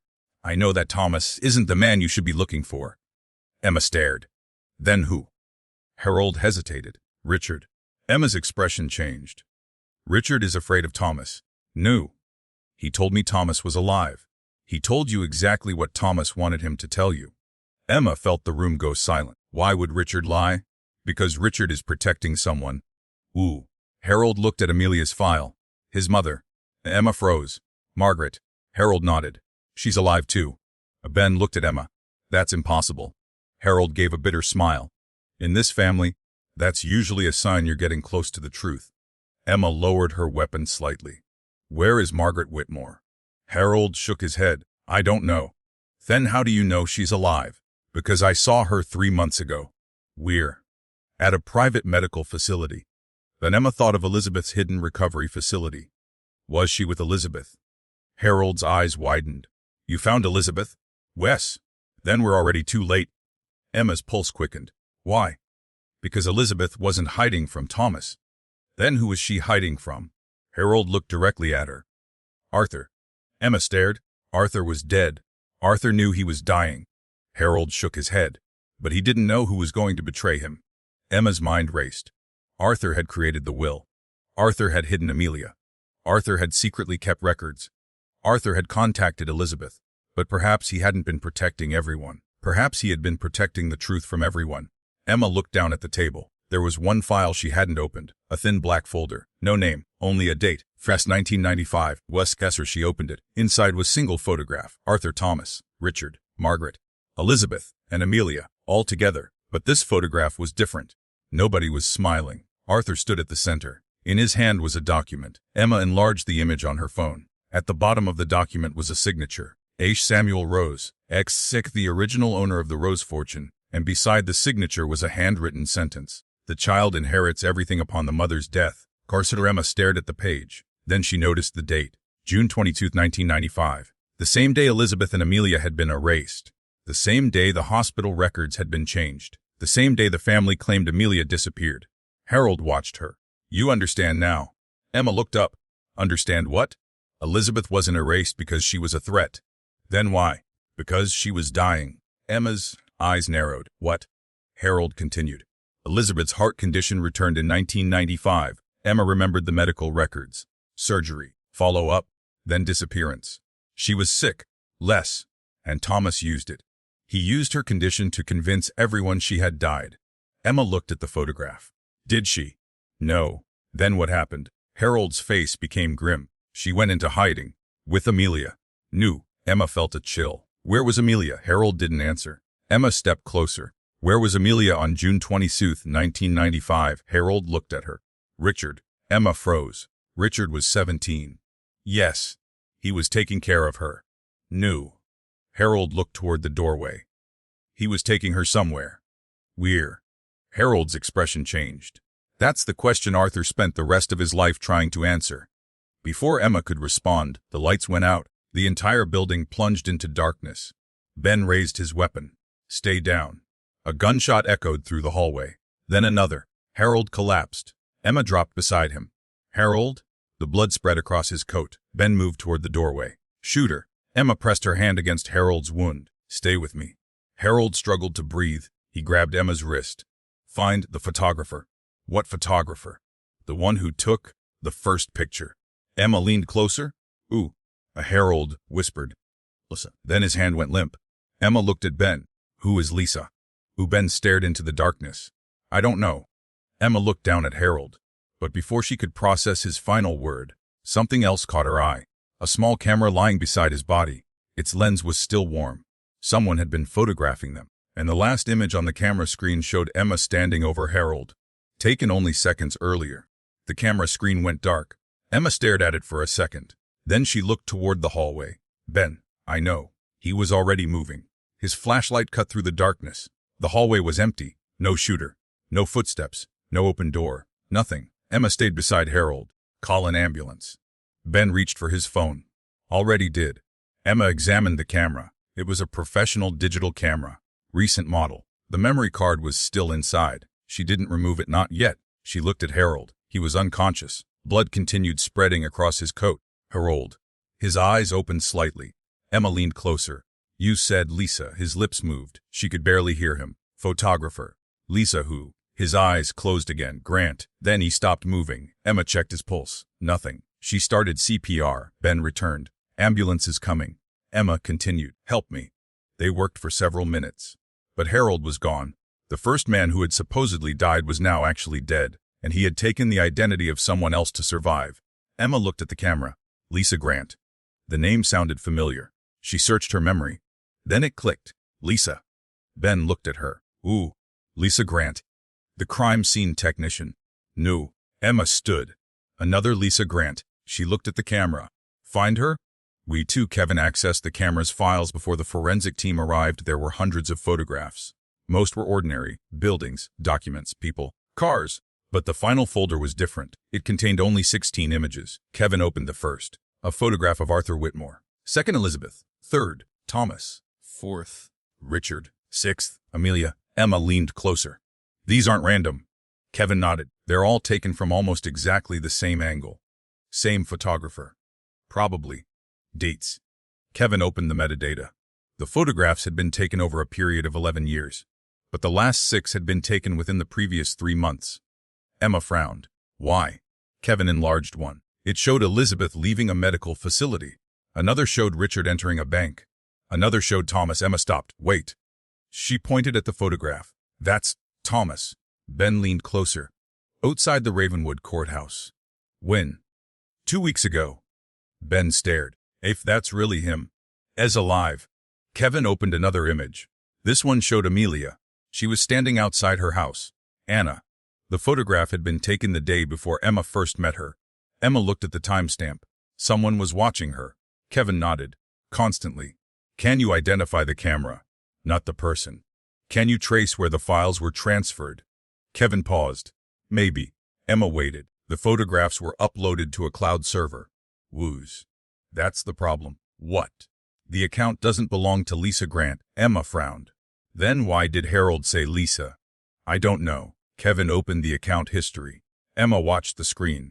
The first login had occurred in 1998. The account had been active ever since. Different devices, different locations, but one constant, a single user ID. LRG-16. Emma stared at it. Lisa Rose Grant. Kevin shook his head. No.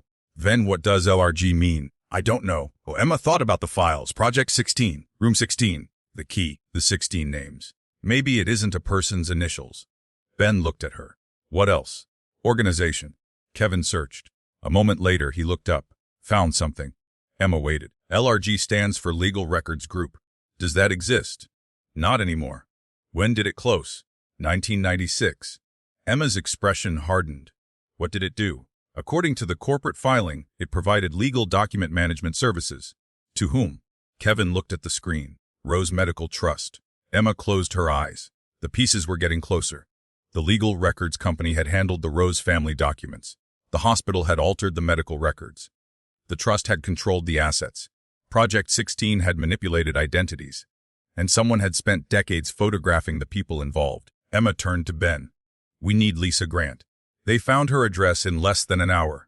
Lisa Grant lived alone in an apartment near Ravenwood University. 38 years old, professional photographer. No criminal record. No obvious connection to the Whitmore family. But her employment history was unusual. She had worked as a freelance photographer for several newspapers. Then, 12 years ago, she had stopped taking assignments. She disappeared from public work. No explanation. Emma knocked. Nothing. She knocked again. Emma's Grant. Silence. Ben checked the hallway. Doors locked. Emma noticed something. A camera bag sat outside the apartment. It was wet. Rainwater dripped onto the floor. She looked at Ben. She was here. He touched the bag. Still warm. Emma's expression changed. Open it. Ben used a tool to release the lock. Inside were several camera lenses, a notebook, and a photograph. Emma pulled it out. The photograph showed Arthur Whitmore standing outside the Rose Medical Trust building. The date was 1994, but there was something written on the back. He wasn't the one making the decisions. Emma looked at Ben. Again. They entered the apartment. The living room was empty. No furniture except a desk and chair. The walls were covered with photographs. Emma slowly walked around the room. Dozens. Hundreds. The Whitmore family. The Rose family. Hospital employees. Doctors. Lawyers. Judges. Bankers. Politicians. People who had been connected to the Rose Medical Trust. Some were alive, some were dead, some had vanished. Ben looked around. This is an archive. Emma nodded. Not a photography studio. She moved toward the desk. A laptop sat open. The screen showed a spreadsheet. Names. Dates, locations, status. She read the first line. Has Arthur Whitmore. Deceased as second Cece Elizabeth Rose. Active. Axixard third. Assie Amelia Rose Whitmore. Active. Firthis as Richard Whitmore. Compromised. Doxy. Emma stopped. Compromised. Ben looked over.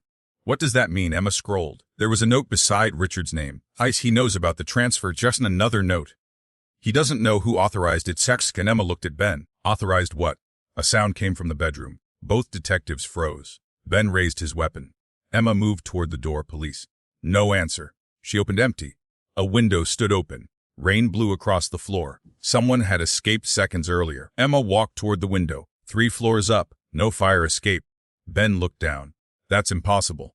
Emma examined the sill. A rope had been attached. Someone had climbed down. She looked at the floor. A small object lay near the window. A silver crescent, not the pendant. A charm. Engraved with the number 16. Emma picked it up. Then she noticed the photograph beside it. It showed Lisa Grant standing beside Harold Vance. Both were young. Behind them stood Arthur Whitmore, and beside Arthur was Thomas. On the back, as we were witnesses, Cesare. Emma turned the photograph over. Another sentence had been written underneath. As there were 4 of us. Doc 60. Emma looked at Ben. Who were the other 2? Ben pointed toward the desk. The laptop screen had changed. A new message had appeared. Another line appeared. Emma stared at the screen. Someone is controlling this remotely. Ben pulled the laptop away from the network. The message disappeared. Then the entire building's power went out. Again. Emma reached for her flashlight. I'm starting to dislike this number. Ben gave her a look. 16. Yes. The emergency lights came on. For a moment everything was quiet. Then they heard a noise from downstairs. A door slamming. Emma and Ben ran. They reached the lobby. The front entrance was open. A man stood outside in the rain. Richard Whitmore. He was soaked, bleeding from his forehead. He looked directly at Emma. Don't trust Lisa. Emma stopped. What happened to you? Richard looked behind him. Thomas. Where is he? Richard shook his head. You don't understand. Then explain. He's not working alone. Who is he working with? Richard looked at the apartment building. Someone inside the police department. Ben immediately stepped forward. Who? Richard's eyes moved toward him. I don't know. Emma studied his face. Why should I believe you? Richard laughed bitterly. You shouldn't. He reached into his coat. Ben raised his weapon. Richard slowly removed a folded document. He handed it to Emma. She opened it. It was a police report, dated June 22, 1995. The report concerned the disappearance of a 5-year-old girl, Rs. Amelia Rose Whitmore. Emma read the report, then froze. The officer who had signed it was listed at the bottom. S. Detective Olivia Brooks. S3. Emma stared at the name. Ben looked over her shoulder. Captain Brooks. Emma said nothing. Richard stepped backward. That report is why I came. Emma looked up. Where did you get this? Thomas. When? Tonight. Why? Richard looked terrified. Because he wants you to think Olivia was part of it. Emma stared at the report. Richard continued, but she wasn't. Then who was? Richard looked at her. Someone used her name. Emma felt the weight of the document in her hand. Another forged record. Another stolen identity. Another contradiction. But this one was different. Because if Richard was telling the truth, someone had been using police identities 31 years ago. And whoever had done it could still have access to the department today. Richard took another step back. I need protection. Emma lowered the report. Then you're coming with us. Richard shook his head. No. Why? Because if I go with you, they'll know exactly where I am. Ooh. Richard looked past Emma. At the dark street. They're already here. Emma turned. Nothing. Then a single gunshot cracked through the rain. Richard jerked backward. Blood appeared across his shirt. Ben grabbed him before he hit the pavement. Emma drew her weapon and scanned the rooftops. Shooter. Nothing. No movement. No second shot. Only rain. Richard struggled to breathe. Emma knelt beside him. Stay with me. His eyes opened. He looked at her. Find the original photographer. Emma leaned closer. Lisa. Richard shook his head. No. Then who? His lips barely moved. Margaret. Emma froze. Richard's eyes closed. And for the second time that night, Emma heard a dying man give her a name. Margaret Whitmore. The woman everyone believed had died in 1994. The woman Elizabeth had said was alive. And now Emma had to determine whether Margaret was the missing witness. Or the person who had been rewriting the Whitmore family's history all along. Richard Whitmore was still alive. Barely. The paramedics loaded him into the ambulance, while Emma stood beside Ben under the rain. 1 bullet. Upper chest. Entry wound clean. No exit wound. The paramedic looked at Emma. If he makes it through surgery, he may have a chance. May. He lost a lot of blood. The ambulance doors slammed shut. Emma watched it disappear. Ben stood beside her. You heard what he said? Margaret. The mother who supposedly died in 1994. Emma looked at the police report Richard had given her. The signature at the bottom still bothered her. Fresh Detective Olivia Brooks. It looked genuine, but Richard had said someone had used Olivia's name. Emma folded the report. Get it to Kevin. You don't want to call Captain Brooks? Not yet. Ben looked at her. You think she's involved? No. Then, why not? Because if someone inside the department is compromised, I don't want to tell them what we're doing. Ben nodded. Fair. Emma looked across the street. The shooter had vanished. No shell casing. No weapon. No camera. Nothing. A perfect shot in heavy rain. Someone had planned it. Someone who knew Richard would be there. Someone who knew Emma would be there. Her phone vibrated. Daniel, she answered. Tell me you have something. I do. What? The photograph from Harold's camera. What about it? I enhanced the reflection in the window. Emma waited. There are 2 people behind the photographer. Ooh. One is Harold. And the other. Daniel paused. I think it's Margaret Whitmore.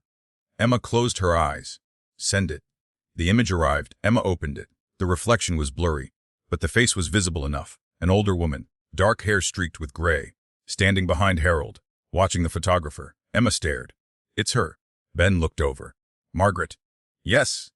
Daniel continued. There is something else. What? The photograph was taken in 2004. Emma looked at the image. That was when Amelia was still being watched. Exactly. Can you identify the location? I'm working on it. Do it. Emma ended the call. Ben looked at her. So Margaret was alive in 2004, and apparently active, which means her death certificate is fake. Emma nodded. Just like Elizabeth's. Ben glanced toward the hospital. and just like Thomas's. Emma looked at him. 3 members of the same family supposedly died. None of them actually did. That's not a coincidence. They returned to the Whitmore estate. The family mansion was empty now. Richard was in surgery. Jonathan had disappeared. Claire had been taken to a secure location. Emma entered Arthur's study. The safe was still open. The files were still scattered across the desk. She looked at the photograph of Margaret, then at Arthur. For years, Arthur had been described as the center of the family, the billionaire, the businessman, the father. But Emma was beginning to suspect Arthur had spent his life trying to repair something he had helped create. She called Kevin. "Do you have the police report?" "Yes." "And the document is real." Emma frowned. "Meaning, the paper is from 1995. The ink is consistent with the period. And Olivia's signature. Looks genuine." Emma's stomach tightened. "Can you verify the signature against other reports from that year?" "Already did, and it matches." Emma stared at the desk. "So Olivia really signed it?" "Looks that way." "What does the report say?" Kevin read from the file. "Missing child. Female, 5 years old. Name Amelia Rose Whitmore. Date, June 22nd, 1995. Location, Whitmore residence. Reporting officer, Detective Olivia Brooks." Emma looked at Ben. She was there. Ben shook his head. "She never mentioned it." "No." Emma's phone rang again. This time it was Olivia. Emma answered. "Captain, where are you?" Yeah. "Whitmore estate." "Why?" Oh, "We found a 31-year-old missing person report." Silence. Then Olivia asked, "Who's?" "Amelia Rose Whitmore." Another pause. "I remember." Emma froze. "You remember?" "Yes." "Why didn't you tell me?" "Because I thought it was irrelevant." Emma's voice hardened. "You signed the report." "I did." "Did you investigate it?" "Yes." "What happened?" "I was told the child had been found." "By whom?" "Her father? Arthur? Wes?" "Did you see Amelia?" Olivia was silent. Emma waited. "No." "You never saw her?" "No." "Then why did you close the case?" "Because Arthur told me she had been taken away." "By whom?" "He wouldn't say." Emma felt the room tighten around her. "Captain, who told you to close the investigation?" Olivia hesitated. "Chief Robert Mason." Emma knew the name. Former Ravenwood police chief. Retired in 2003. Died in 2016. "Did he give you an explanation?" "No." "Did you question Arthur?" "Yes." "And he told me Amelia was safe." "Did you believe him?" "I was 28. Olivia's voice became quieter. "I believed the chief." Emma looked at the old report again. "Captain." "Yes." "Did you write the report?" "Yes." "Did you write that Amelia had been found?" "No." Emma stopped. "What?" "I wrote that the search was suspended." Emma looked at the document. The final paragraph said, "This subject located and removed from jurisdiction by legal guardian. Case closed." "That isn't what you wrote." "I know." Emma felt a cold sensation run through her. "Someone altered your report." "Yes." "Did you know?" "Not until tonight." Emma stared at the document. "How?" "Because I found the original." Emma's eyes narrowed. "Where?" "In my old case files." "Where are they?" "At my house." Emma stood. "I'll come get them." "No." "Why?" "Because someone broke into my house 20 minutes ago." And Emma froze. "Are you safe?" "Yes." "Where are you?" "Police headquarters." "Stay there." "I wasn't planning on leaving." Emma ended the call. Ben looked at her. "Now we have a problem." Emma nodded. "Have a much bigger one?" Captain Brooks' original file arrived under heavy security. Emma, Ben, Daniel, and Kevin examined it together. The difference was obvious. The original report contained no closure statement, no mention of Arthur taking Amelia away, no legal guardian, nothing, just one sentence handwritten at the bottom. "Child could not be located," and Emma stared at it. "Someone inserted the closure statement later." Daniel nodded.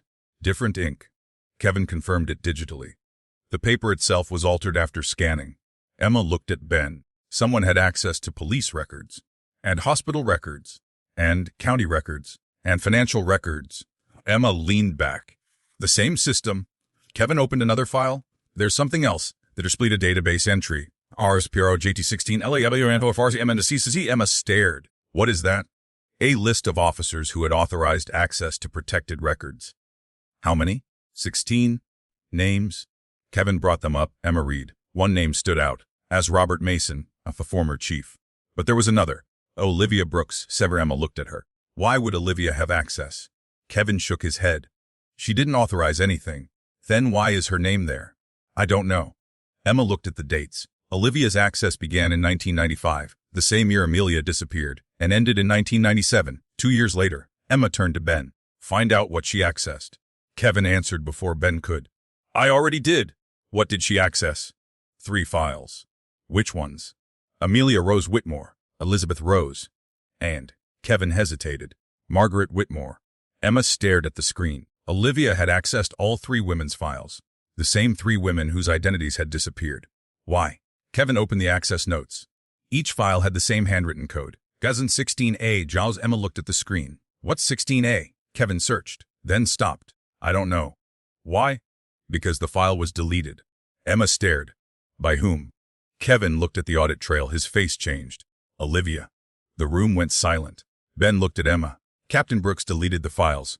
Kevin shook his head. Her credentials did. Emma stood. Call her. Kevin did. No answer.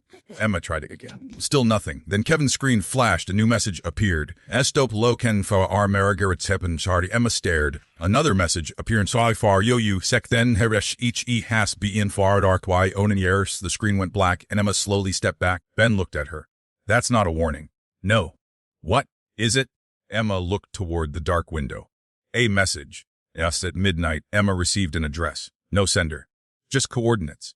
She recognized the location, the old Ravenwood newspaper archive. The building had been abandoned for almost a decade. Emma drove there with Ben. They entered through a broken side door.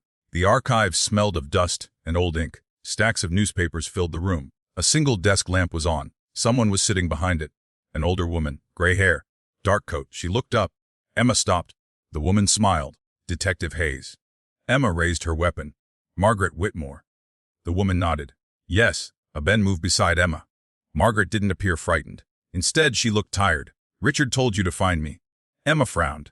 Richard is in surgery. Margaret's expression changed. What happened? He was shot. Margaret closed her eyes. Then they're getting desperate. Ooh. She looked at Emma. The people who inherited the system. Emma lowered her weapon slightly. You were involved. Yes. You altered records. Yes. You helped erase Amelia. Margaret's eyes filled with tears. Yes. Anna's face flashed through Emma's mind. You were her grandmother. Yes. Why would you do that? Margaret looked down. Because I thought I was saving her. Emma stepped closer. From Thomas. Margaret shook her head. From Arthur. Emma froze. Again. The same name. Arthur. Why? Margaret looked toward the old newspaper stacks. Because Arthur was going to kill Elizabeth. Emma's expression changed. That isn't what Elizabeth told me. Elizabeth didn't know everything. Then tell me. Margaret took a breath. In 1995, Elizabeth discovered the truth about Project 16. Emma nodded. She was going to expose it. Yes. Thomas wanted to stop her. Yes. But you say Arthur wanted her dead. Margaret nodded. Arthur was the one who ordered the first alteration. Why? Because Elizabeth had discovered where the original money came from. Emma leaned closer. Where? Margaret looked directly at her. Not from the Rose family. Emma frowned. Then where? Margaret whispered. From the people Project 16 erased. Emma felt the case change again. The Whitmore fortune wasn't simply stolen from Elizabeth's family. It had been built from dozens, perhaps hundreds, of stolen identities and assets. But Margaret wasn't finished. She reached beneath the desk, pulled out a thin file, and placed it in front of Emma. The cover had one name. Chris Ami Rossi Mochina. Mama opened it. Inside was a photograph, not of Amelia, not of Elizabeth, not of Arthur. It was a photograph of a newborn baby. Beside the baby stood Arthur Whitmore, and on the back was a handwritten sentence. As she was never the beneficiary. Cesare. Emma looked up. Margaret's face was expressions. Emma asked. Then who was? Margaret whispered. Her mother. Emma's eyes narrowed. Elizabeth. Margaret shook her head. No. She pointed at the photograph. That child was born to someone else. Emma looked back at the photograph. And suddenly the entire case had a new question. If Amelia Rose Whitmore wasn't Elizabeth's daughter, then whose child had Arthur spent 30 years protecting? Emma didn't look away from the photograph. The newborn was wrapped in a white hospital blanket. Arthur stood beside the crib. He looked younger, 40-something, tired, and completely serious. There was no Elizabeth in the photograph, no Margaret, no Thomas, just Arthur and the baby. On the back, beneath the sentence, she was never the beneficiary. Someone had written a second line. She was the evidence. Sir Emma turned the photograph toward Margaret. Who is the baby's mother? Margaret didn't answer. Margaret. I don't know. Emma stared at her. You just told me she wasn't Elizabeth's daughter. I said she wasn't born to Elizabeth. That's not the same thing. No. Then who gave birth to her? Margaret looked toward the dark windows. A woman named Sarah. Emma waited. Sarah who? Sarah Rose. Emma's eyes narrowed. Elizabeth's sister. Margaret nodded. Elizabeth had a sister. Half sister. And Emma glanced at Ben. Why have we never seen her name? Because Sarah was erased before Amelia was born. Emma looked back at Margaret. Why? Because she was the original beneficiary. Emma felt the significance immediately. Of Samuel Rose's trust. Wes. Not Amelia. No. Then why does the trust name Amelia? Margaret's expression became grim. Because Sarah died. Emma studied her. When? June 1989. The same year Amelia was born. Emma looked at the photograph again. So Sarah died giving birth. Margaret shook her head. She disappeared. Emma frowned. That's different. Yes. Who was the father? Margaret hesitated. Arthur. Silence. Ben looked at Emma. Emma slowly turned toward Margaret. Arthur was Sarah's husband. No. Then why was he the father? Wasn't. Emma's expression hardened. You just said he was. Margaret shook her head. Arthur raised the child. That's not what I asked. Margaret looked at the photograph. The baby's father was Samuel Rose. Emma stopped. Her grandfather. Yes. Ben stared. That can't be right. Margaret looked at him. Samuel was Sarah's father. Emma's mind raced. So the baby was Sarah's daughter. Wes. And Samuel was her grandfather. Wes. Then Arthur wasn't the father. No. No. Emma looked at the photograph. Why would Arthur raise another man's child? Margaret's face became cold. Because Sarah was killed. Emma's stomach tightened. By whom? Thomas. Emma stared. You're telling me Thomas killed Sarah? Yes. Why? Because Sarah discovered Project 16. Emma glanced at Ben. And Elizabeth. Elizabeth discovered it after Sarah disappeared. That's why Thomas targeted her.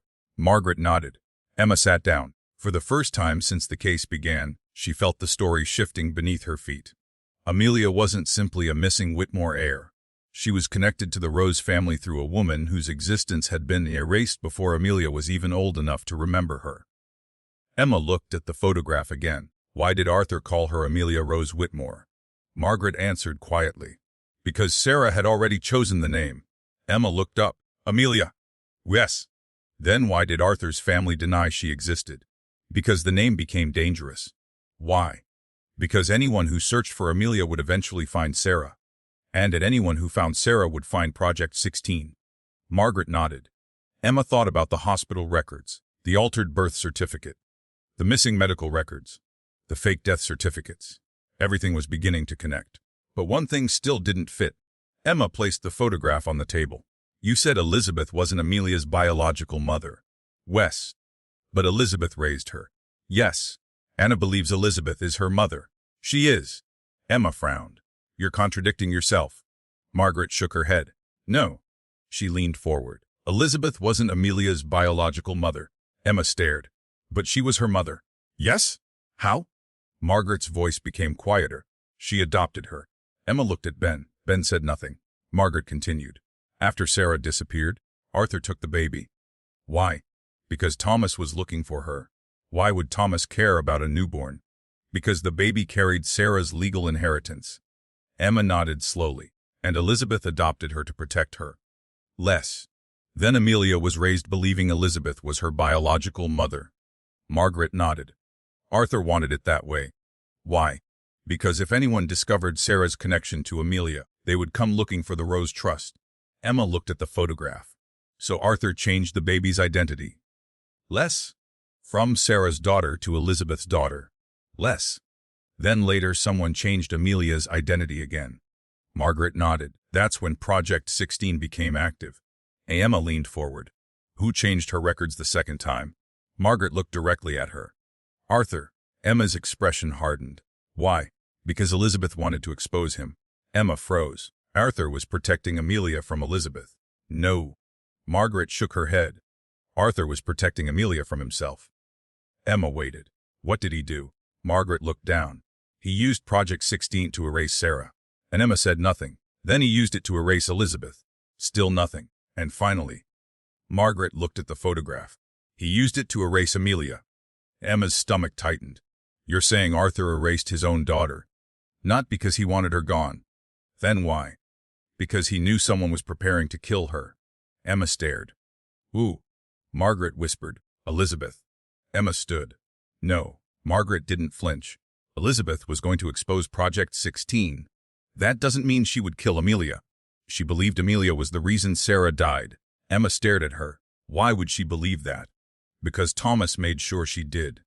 Emma's mind went back to the recording. Elizabeth had said she had been trying to protect Amelia. She had said Arthur had failed.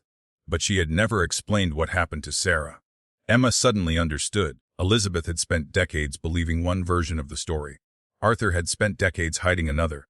And Margaret had spent decades protecting a third. Emma asked, "Where is Sarah?" Margaret's face went blank. She may still be alive. And Emma froze. What? We never found a body.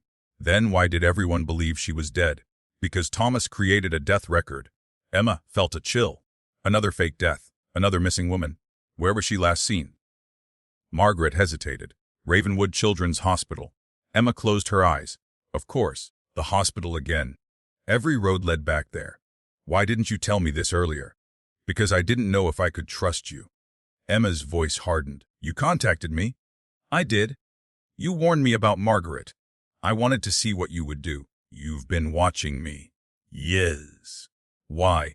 Margaret looked toward the newspaper archive. Arthur wasn't the only person who left instructions. Emma waited. Sarah left one too. What did she say? Margaret reached into her coat. She removed a folded piece of paper. The paper was old, yellowed. The handwriting was shaky. Emma opened it. One sentence. If Amelia ever comes looking for her mother, tell her to find the room where I disappeared. Sex. Emma looked at Margaret. What room? Margaret didn't answer. Emma already knew. Room 16. Margaret nodded. Emma's phone vibrated. Kevin. She answered. Kevin, I need you to listen carefully. What happened? I recovered another layer of the hospital database. Project 16. No. Then what? A patient record. Woos. Kevin paused. Sarah rose. Emma looked at Margaret. Is she listed as deceased? No. Emma's pulse quickened. What does it say? She was admitted June 21, 1989. The day before the supposed disappearance. Diagnosis. Pregnancy complications. Emma stared at the photograph. What happened to the baby? That's the strange part. What? The record says Sarah gave birth. Emma's eyes narrowed. To Amelia. New boo. Emma felt the room go silent. Kevin continued. The baby's name was never recorded. Emma looked at Margaret. Then how do we know Amelia was that baby? We don't. Emma's pulse quickened. Kevin continued. But there's another entry. What? 24 hours after the birth, the baby's blood type was changed. Change. Yeah. That isn't possible. I know. What's the original blood type? Kevin told her. Emma froze. It didn't match Amelia's known medical records. Then Amelia wasn't the baby. That's what the records suggest. Emma looked at Margaret. Margaret was staring at her. She knew. Emma asked, Margaret. The older woman slowly nodded. Amelia wasn't the baby born to Sarah. Emma felt the entire case collapse and rebuild itself in the same instant. Then whose baby was she? Margaret whispered. That's what Project 16 was created to hide. A loud noise came from the archive entrance.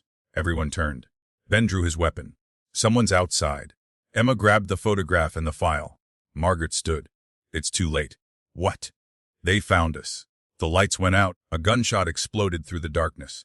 Ben pushed Emma to the floor. Glass shattered above them. Margaret disappeared behind the desk. Another shot. Then silence. Emma crawled toward Margaret. No answer. She reached beneath the desk empty. Margaret was gone. A door slammed somewhere in the darkness. Ben ran toward it. Emma. She followed. They reached the rear exit. The door was swinging open. Rain poured inside. No Margaret, no attacker. Only a single object lying on the ground. The photograph of the newborn. Someone had turned it over. On the back, a new message had been written. Estio psycho kifo armeliawisis. Emma stared at the words. Then another line beneath it. Sifian heotr quieldisius. She looked at Ben. What other child? Ben shook his head. I don't know. Lama looked down at the photograph. For the first time, the mystery wasn't about who Amelia was. It was about whether Amelia had ever been the child everyone thought she was. And somewhere in Ravenwood, someone knew the answer. Someone who had just killed another witness to keep it hidden. Emma stared at the message until the rain blurred the ink. Ben stood beside her, breathing hard. Did you see where she went? No. The shooter. No. Ben looked down the alley. That's getting old. Emma ignored him. She turned the photograph over again. The newborn. Arthur. The hospital. The date. Something about the picture bothered her, not the baby. Arthur. He wasn't looking at the camera. He was looking at someone standing beside the photographer. Emma held the photograph under the light coming from the doorway. Ben? What? Look at his hand. Ben leaned closer. Arthur was holding a small envelope. Only the corner was visible. Written across it were 2 characters. SP16-6. Ben frowned. Another room? Maybe. Emma pulled out her phone. Kevin. He answered immediately. I heard the gunshot. Don't worry about that yet. That's easy for you to say. I need you to search the old hospital database. For what? B16. A pause. Give me a minute. Emma waited. Ben looked toward the alley. Do you think Margaret is alive? Emma nodded. She planned an escape. Then why leave the photograph? To make sure we found it. Why? Because she wants us looking in a specific direction. Kevin came back on the line. B16 isn't a room. Emma's eyes narrowed. What is it? A patient classification. Meaning, pediatric transfer, restricted identity. Emma felt her stomach tighten. From when? June 1989. The same month Amelia was supposedly born. Can you open the file? It's protected. Break it. Kevin was silent. You know I don't technically. Kevin. Another pause. I'm in. Emma waited. What do you see? 2 patient records. Names. First one is Sarah Rose. Emma nodded. And the second? Kevin hesitated. There is no name. Just a number. Yes. What number? B16. Emma looked at Ben. Open it. I am. A few seconds passed, then Kevin's voice changed. Emma? What? This isn't a patient file. What is it? It's a transfer log. From where? Ravenwood Children's Hospital. 2. Kevin read the destination. Ravenwood Private Recovery Facility. Emma immediately remembered the fake transfer document. Elizabeth Rose had supposedly been moved there in 1995, but this transfer was from 1989, 6 years earlier. Who were transferred? Kevin was quiet. B16. That's not a name. I know. At age, newborn. Emma closed her eyes. Date. June 22, 1989. The room seemed to shrink around her. June 22. The date had appeared everywhere. Elizabeth's medical records, Amelia's disappearance, the altered hospital registry, and now a newborn transfer. Emma asked, who authorized it? Kevin read the file. Arthur Whitmore. Ben stared at Emma. Arthur. Yes. Who received the child? Kevin continued reading. Signature is partially damaged. Can you restore it? Maybe. Do it. Emma ended the call. Ben looked at her. So Arthur took a newborn out of the hospital. Apparently. And that child may not have been Amelia. Correct. Then who was Amelia? Emma looked at the photograph. That may be the wrong question. Ben frowned. What do you mean? Emma pointed toward the baby. Maybe Amelia was created on paper after the child disappeared. The Ben was silent. The possibility was disturbing. A child had been born. The hospital had assigned no name. The child had been transferred. Then another identity had appeared. Amelia Rose Whitmore, a legal person created from records. But where was the original child? And why did Arthur need a replacement identity? At Ravenwood Police Headquarters, Captain Olivia Brooks was waiting in an interview room. She had asked for Emma personally. Emma entered alone. Olivia looked exhausted. You found Margaret. Les? Is she alive? She escaped. Olivia closed her eyes. Then she knows. Knows what? That the old system is collapsing. Emma sat across from her. I need answers. You're going to get them? Start with 1995. Olivia nodded. That's what I expected. You investigated Amelia's disappearance. Yes. You said Arthur told you she was safe. Wes. But you never saw her. No. Who altered your report? Olivia looked at the table. Chief Mason. Did he order you to close the case? Yes. Why? Said there was a family matter. Emma stared. That was enough. I was young. You were a detective. I know. Olivia looked up. I was also afraid. Of Mason? No. Then who? Olivia didn't answer. Emma waited. Finally, Olivia said, Arthur. Emma's expression hardened. You were afraid of Arthur. He was powerful. That isn't an answer. Olivia sighed. 3 days before Amelia disappeared, I was called to the Whitmore estate. By whom? Arthur. What happened? He showed me a photograph. Of Amelia? No. Then who? A newborn. Emma's pulse quickened. Why? Arthur said the baby was in danger. Whose baby? He didn't tell me? Emma leaned forward. Did you see the baby? No. Then what did Arthur want? He wanted me to sign a document. What document? A transfer authorization. Emma stared. B16. Olivia looked up sharply. You know about that? Then you know more than I did. What was transferred? A child. We're. Private recovery facility. Who received the child? Olivia shook her head. I don't know. Emma studied her. Did you sign it? Wes. Why? Because Arthur told me the child would die if I didn't. Emma felt a cold sensation. Did he say why? He said the mother couldn't be allowed to keep the baby. Sarah. Olivia nodded. Emma froze. You knew Sarah Rose. Olivia shook her head. Not personally. But you knew her name. Arthur gave it to me. Emma opened her notebook. What happened to Sarah? I don't know. Did you investigate? Wes. What did you find? Olivia looked toward the door. Her room was empty. At the hospital. Wes. Her baby. Gone. Medical records. Altered. Who altered them? Olivia looked at Emma. Arthur. Emma's jaw tightened. Why did you protect him? Olivia looked away. Because he told me the child was his. Emma stopped. Les. He said the baby belonged to him. Did you believe him? At the time. And now? Olivia looked at Emma. No. Emma closed the notebook. Why? Because years later, I found the original birth record. Emma waited. It listed Sarah Rose as the mother. And the father? Olivia hesitated. Blank. Emma stared. Les. So nobody knew who the father was. Not officially. Did you? Olivia shook her head. No. Emma stood. One more question. What?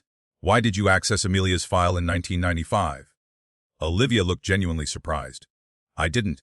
Your credentials did. Then someone used them. Woo. Olivia's face went pale.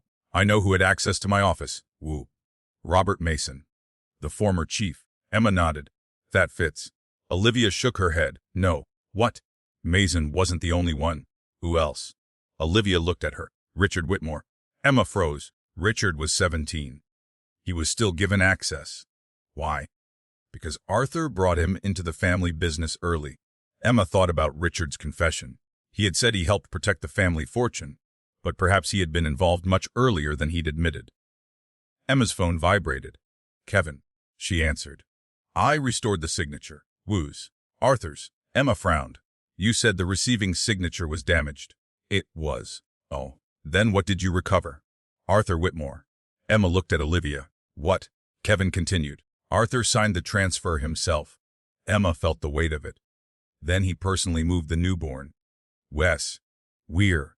That's the strange part. What? The facility wasn't private. And what was it? A property owned by Rose Medical Trust. Emma's eyes narrowed. We're. Kevin gave her the address. Emma knew it. She had driven past it dozens of times. A small residential property on the outskirts of Ravenwood.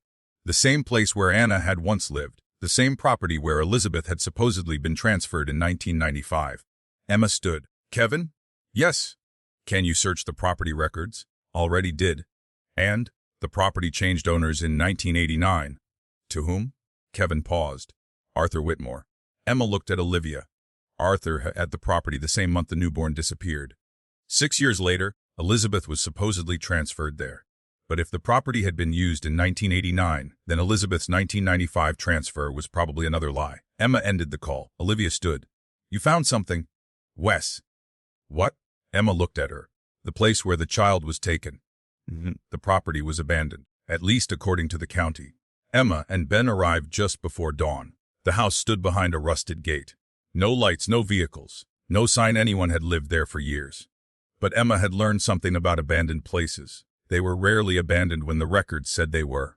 She pushed open the gate. Ben followed. The front door was unlocked. Inside, the house smelled of dust. The furniture had been removed. The walls were bare, but there were marks on the floor, old furniture positions, a crib, A hospital bed. Emma stopped. This was a nursery. Ben looked around. Or a recovery room. Emma found a staircase leading downstairs. The basement was colder. There was a metal door at the end. Painted on it was a faded number. Surge 16. Ben looked at Emma. Of course. The key Richard had given them fit the lock. Emma, the door opened. Inside was a tiny room. One chair, one table, one filing cabinet, and a wall covered with photographs. Emma stepped closer. The photographs showed children, dozens of them. Some were infants, some were toddlers, some were older. Every photograph had a number. No names, no dates, just numbers. Ben whispered, "How many?" Emma counted the visible rows. 16.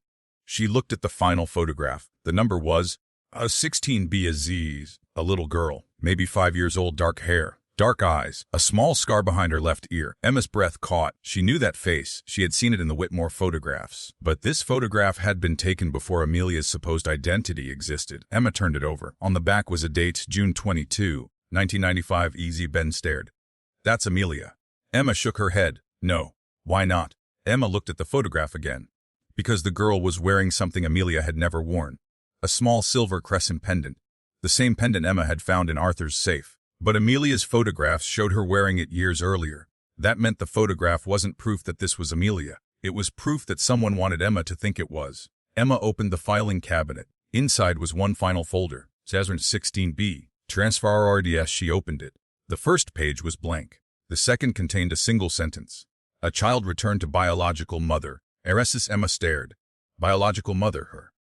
Ooh. Ben. Emma turned the page. There was a name. As Elizabeth Rose. As Emma froze. Elizabeth?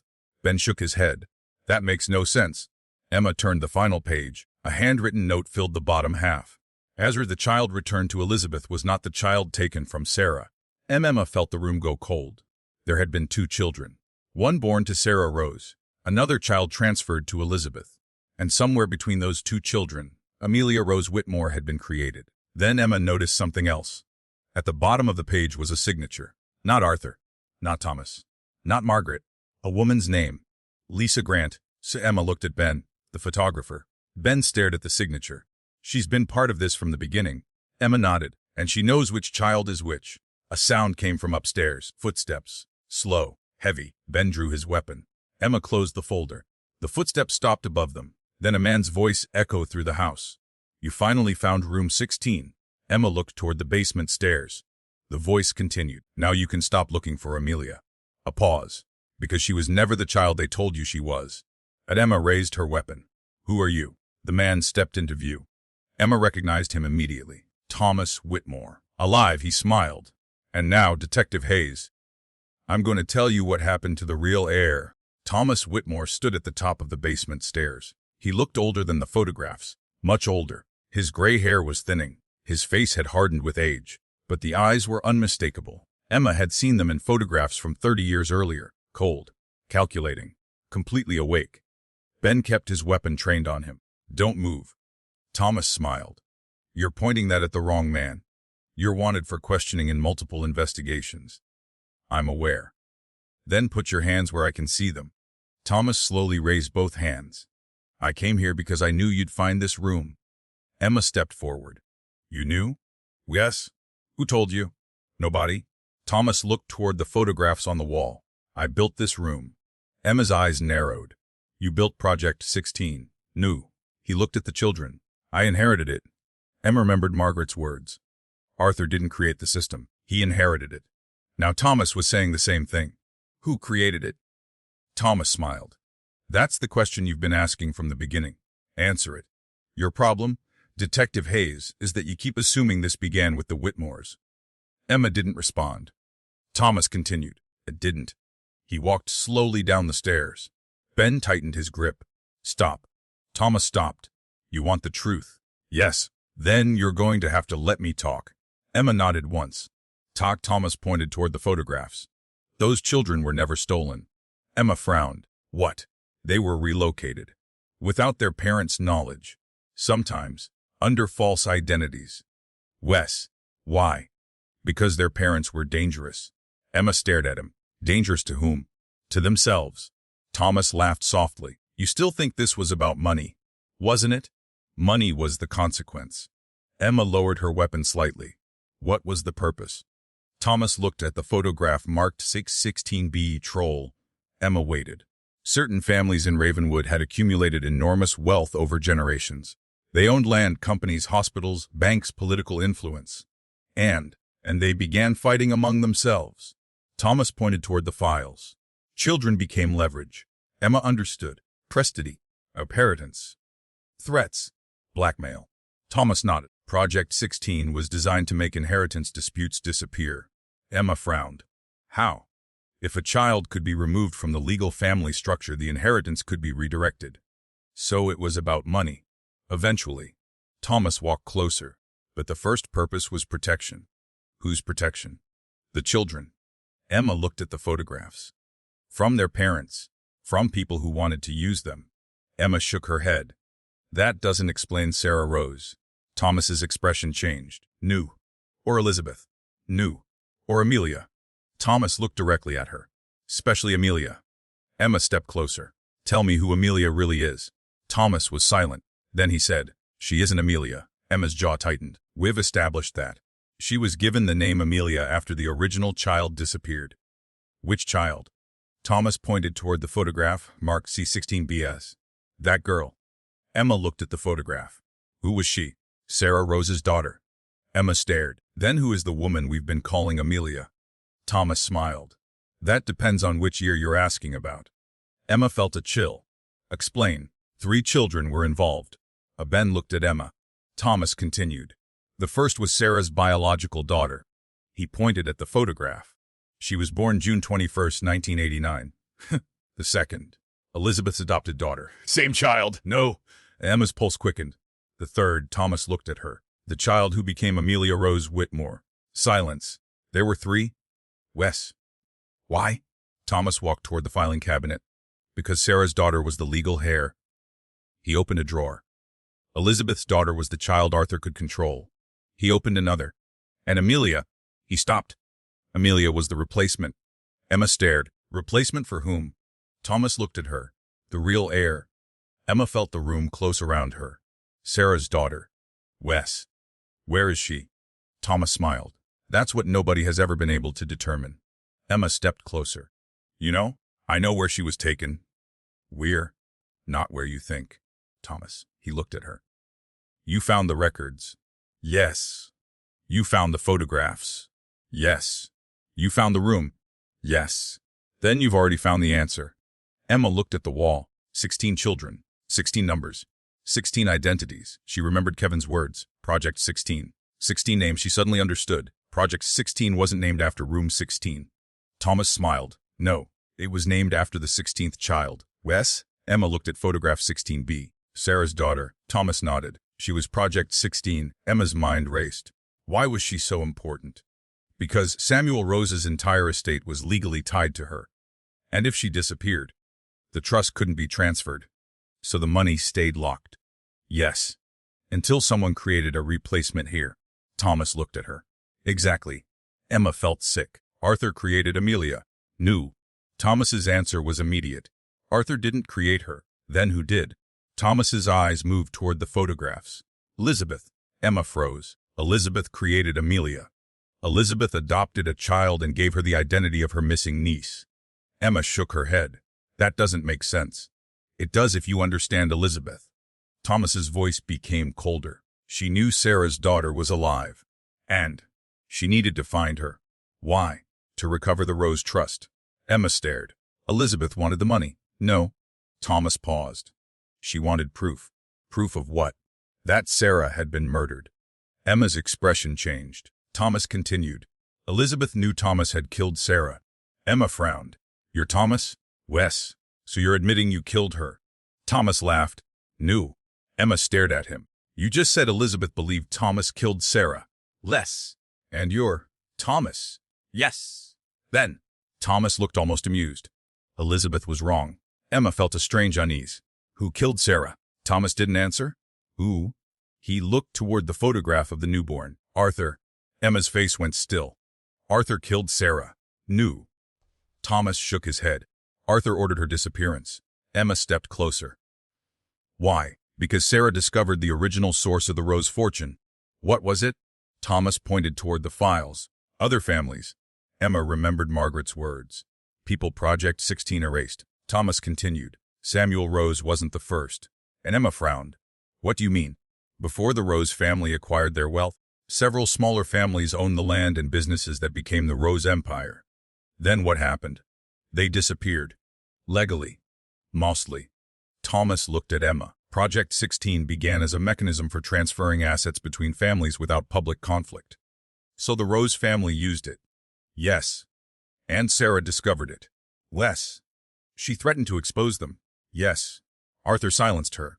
Thomas nodded. Then why did Arthur protect her daughter? Because he regretted it. And Emma stared. Thomas continued. Arthur wasn't a good man. No. But he wasn't completely evil either. Emma almost laughed. That's your defense. No.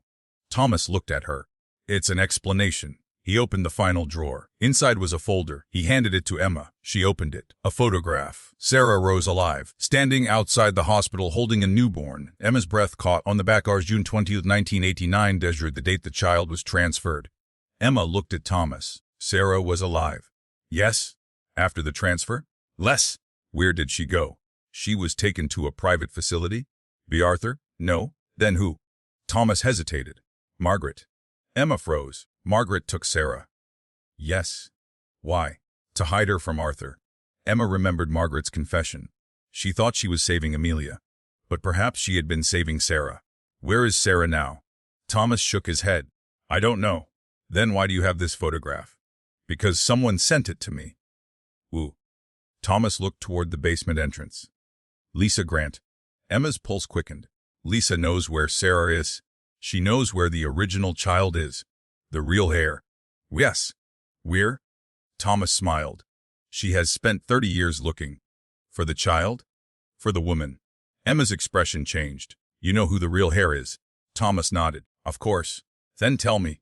He looked directly at Emma. The woman you called Anna Reed. Emma froze. What? Thomas's smile disappeared. She isn't Amelia. Emma felt her heart drop. She isn't Sarah's daughter. No. She isn't Elizabeth's biological daughter. No. Then who is Anna? Thomas whispered. She's the third child. Emma stared. The replacement. Thomas nodded. The child Elizabeth adopted. Emma's mind raced. Then where is the real heir? Thomas looked toward the photograph marked to 16BR. She's been living in Ravenwood for years. Where? Thomas didn't answer. Thomas. He smiled again. You've already met her. Emma's eyes narrowed. Ooh. Before Thomas could answer, footsteps echoed above them. Multiple people. Ben looked toward the stairs. Thomas smiled. You should leave. Emma kept her weapon trained on him. Not without the answer? Thomas looked at her. You've spent 11 chapters looking for a missing heir? Emma frowned. Thomas continued. The truth is much worse. He pointed toward the basement wall. The heir never went missing. Emma stared. She was right in front of you. A shadow appeared at the top of the stairs. Then another. Emma raised her weapon. Thomas stepped backward. And a woman's voice came from the darkness. That's enough, Thomas. Emma knew the voice. She had heard it before. Her stomach tightened. The woman stepped into the light. Captain Olivia Brooks. Emma stared at her. Olivia looked directly at Thomas. You've said enough. Thomas smiled. Now she knows. Olivia looked at Emma. Yes. Emma's weapon remained raised. Captain. Olivia's expression was unreadable. You wanted the truth. She took one step down. Now I'm going to give it to you. She looked at the photograph of the newborn. Because I was there when the real heir was born. Emma felt the room go silent. Olivia continued. And I know exactly where she is. Emma kept her weapon trained on Olivia. Ben stood beside her, equally tense. Thomas was between them, his hands still raised. For several seconds, nobody moved. Then Emma spoke. Where is she? Olivia looked at her. The real heir. Yes. Olivia took another step down the stairs. You're not going to like the answer. Try me. Olivia glanced at Thomas. He's been lying to you. Thomas smiled. Only about the parts that keep me alive. Olivia ignored him. The woman you met as Anna Reed is not Amelia. Emma's jaw tightened. I know. But she isn't simply a replacement either. Emma frowned. Then who is she? Olivia looked toward the photograph of the newborn. She is Elizabeth's adopted daughter. Emma stared. The child Elizabeth raised. Wes. The child Arthur protected. Wes. The child who eventually became Amelia Rose Whitmore. Olivia nodded. Then why was she called Anna Reed? Because Elizabeth changed her identity after Arthur died. Emma's eyes narrowed. Why? Because the original Amelia identity was compromised. Thomas laughed. That's one way to describe it. Emma turned toward him. Shut up. Thomas smiled. Olivia continued.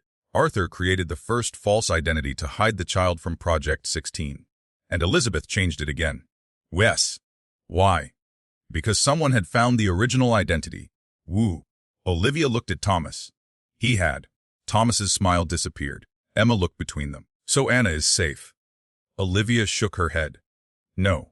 Emma's stomach tightened. Why? Because the people hunting the rose hair don't care which identity she uses. Emma thought about the photograph, the surveillance, the attempted withdrawal, the shooting. Then who are they looking for? Olivia looked directly at her. The real heir. Emma took a breath. Sarah's daughter, Wes. Where is she? Olivia was silent. Emma stepped closer. You said you know. I do. Then tell me. Olivia looked toward the basement wall. She was raised under another name. Emma waited. She grew up believing her parents were dead. Where? Ravenwood. Emma felt a chill. She's here? Yes. Who is she? Olivia didn't answer. Instead, she looked at Thomas. Tell her? Thomas laughed. You've always been better at secrets than I am. Olivia's expression hardened. Tell her. Thomas looked at Emma. The real heir is someone you've already spoken to. Emma's mind raced through every person connected to the case. Anna, Elizabeth, Margaret, Richard, Lisa, Harold, Michael Grant, Olivia, Claire, Jonathan. Then one name surfaced, Lisa, the photographer. Harold's final word, Lisa, the woman who had documented the family, the woman who knew which child was which. Emma looked at Olivia. Lisa Grant. Olivia's face changed slightly. Thomas smiled. Good. Emma lowered her weapon a fraction. She's the heir. Emma frowned. Then why does she know everything? Because she was there. Where? At the hospital. Emma remembered the signature on the 1989 transfer. Lisa Grant, but Lisa wasn't a doctor. She was a photographer. Unless she had been something else before. Emma looked at Thomas. Who was Lisa in 1989? Thomas answered quietly. A hospital photographer. Emma's eyes narrowed. Why would a photographer have access to patient records? She didn't. Then how did she photograph Sarah? Because Sarah asked her to. Emma remembered the photographs. Sarah holding the newborn. Arthur beside the crib. The hospital. The transfer. Lisa witnessed the birth. Olivia nodded. She witnessed the transfer too. Emma looked at her. And she knew the child was moved. Wes. Why did she spend 30 years photographing everyone? Because Sarah asked her to document the people involved. Emma felt the pieces falling into place. Lisa wasn't working for Project 16. No. She was documenting it. Yes. For Sarah. For Elizabeth. Emma frowned. But Elizabeth wasn't there. Not physically. Olivia's voice became quiet. Elizabeth knew something was wrong. She asked Lisa to keep copies of everything. Emma looked at the files. That's why she had photographs of Arthur, Thomas, Margaret, Richard, and everyone else connected to the system. Emma thought about Harold. Harold was another witness. Les. Who were the 4 witnesses? Olivia looked at Thomas. Thomas said nothing. Olivia answered. Harold Vance. Lisa Grant. Me. And. Olivia hesitated there. Emma froze. Sarah survived. Yes. Then why did Harold say there were 4 of them? Because he wasn't counting Sarah. Emma looked at her. Who was the 4th? Olivia looked toward Thomas. Arthur. Emma stared. Arthur, the man at the center of everything. The man who had created the will. The man who had hidden Amelia. The man who had apparently spent decades trying to undo what he had done. Emma slowly lowered her weapon. Arthur was a witness. He became one. What happened? Olivia sighed. After Sarah disappeared, Arthur realized what Thomas and the Rose trustees had done. And he turned against them. Yes. That's why he protected the child. Yes. That's why he created the false identity. Yes. Emma looked at Thomas. And that's why you wanted him dead. Thomas laughed. Arthur was never going to expose anything. Why? Because he knew what would happen. What? The entire Whitmore fortune would collapse. Emma stared. Thomas continued. Thousands of people would lose their homes. Businesses would fail. Banks would seize assets. Governments would investigate. That doesn't justify murder. No. Thomas's expression hardened. But it explains why people became desperate. Emma stepped closer. Who killed Sarah? Thomas looked away. Olivia answered. Thomas didn't. Emma turned. Then who? Olivia's voice became barely audible. Sarah killed herself. Emma froze. What? She believed the people hunting her would eventually find her daughter. So she disappeared. Yes. She abandoned her child. Knew. Olivia shook her head. She gave her child to Elizabeth. Emma looked confused. Why? Because Elizabeth was the only person Sarah trusted. But the records say Elizabeth wasn't the mother. Exactly. Emma suddenly understood. Elizabeth didn't need to be the biological mother. She only needed to become the legal mother. She adopted the baby. Yes. Then why was there another child? Olivia looked at Thomas. Thomas answered, because Elizabeth couldn't protect the real heir. Emma's eyes narrowed. So she took another child. Yes? From where? A private orphanage. Emma stared. She replaced Sarah's daughter with another child. Wes. Why? To keep Project 16 from finding the real heir. Emma felt sick. Where did Sarah's daughter go? Olivia looked at her. She was given to another family. Which family? Olivia didn't answer. Emma stepped closer. Which family? Olivia finally said, the Hayes family. Emma froze. Ben looked at her. What? Emma stared at Olivia. No. Olivia nodded slowly. Your parents adopted a baby girl in 1989. Emma couldn't breathe. She had grown up an only child. Her parents had never mentioned an adoption. Never. That's impossible. Olivia shook her head. Your birth certificate was altered when you were 6 months old. Emma stared at her. Why would you know that? Because I signed the original transfer. Abasement went silent. Emma's weapon slowly lowered. Ben looked at her. Emma. She couldn't hear him. Memories came back.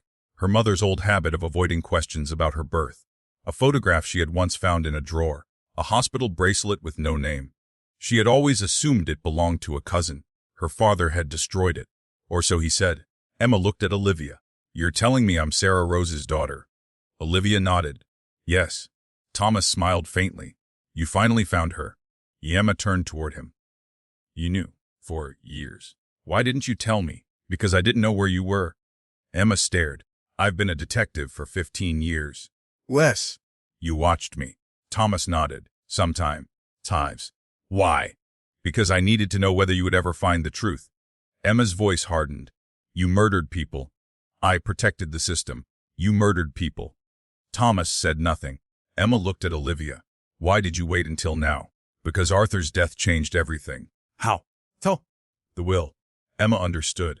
Arthur had left half his fortune to Amelia. But perhaps the will wasn't really about Amelia. It was designed to force the truth into court.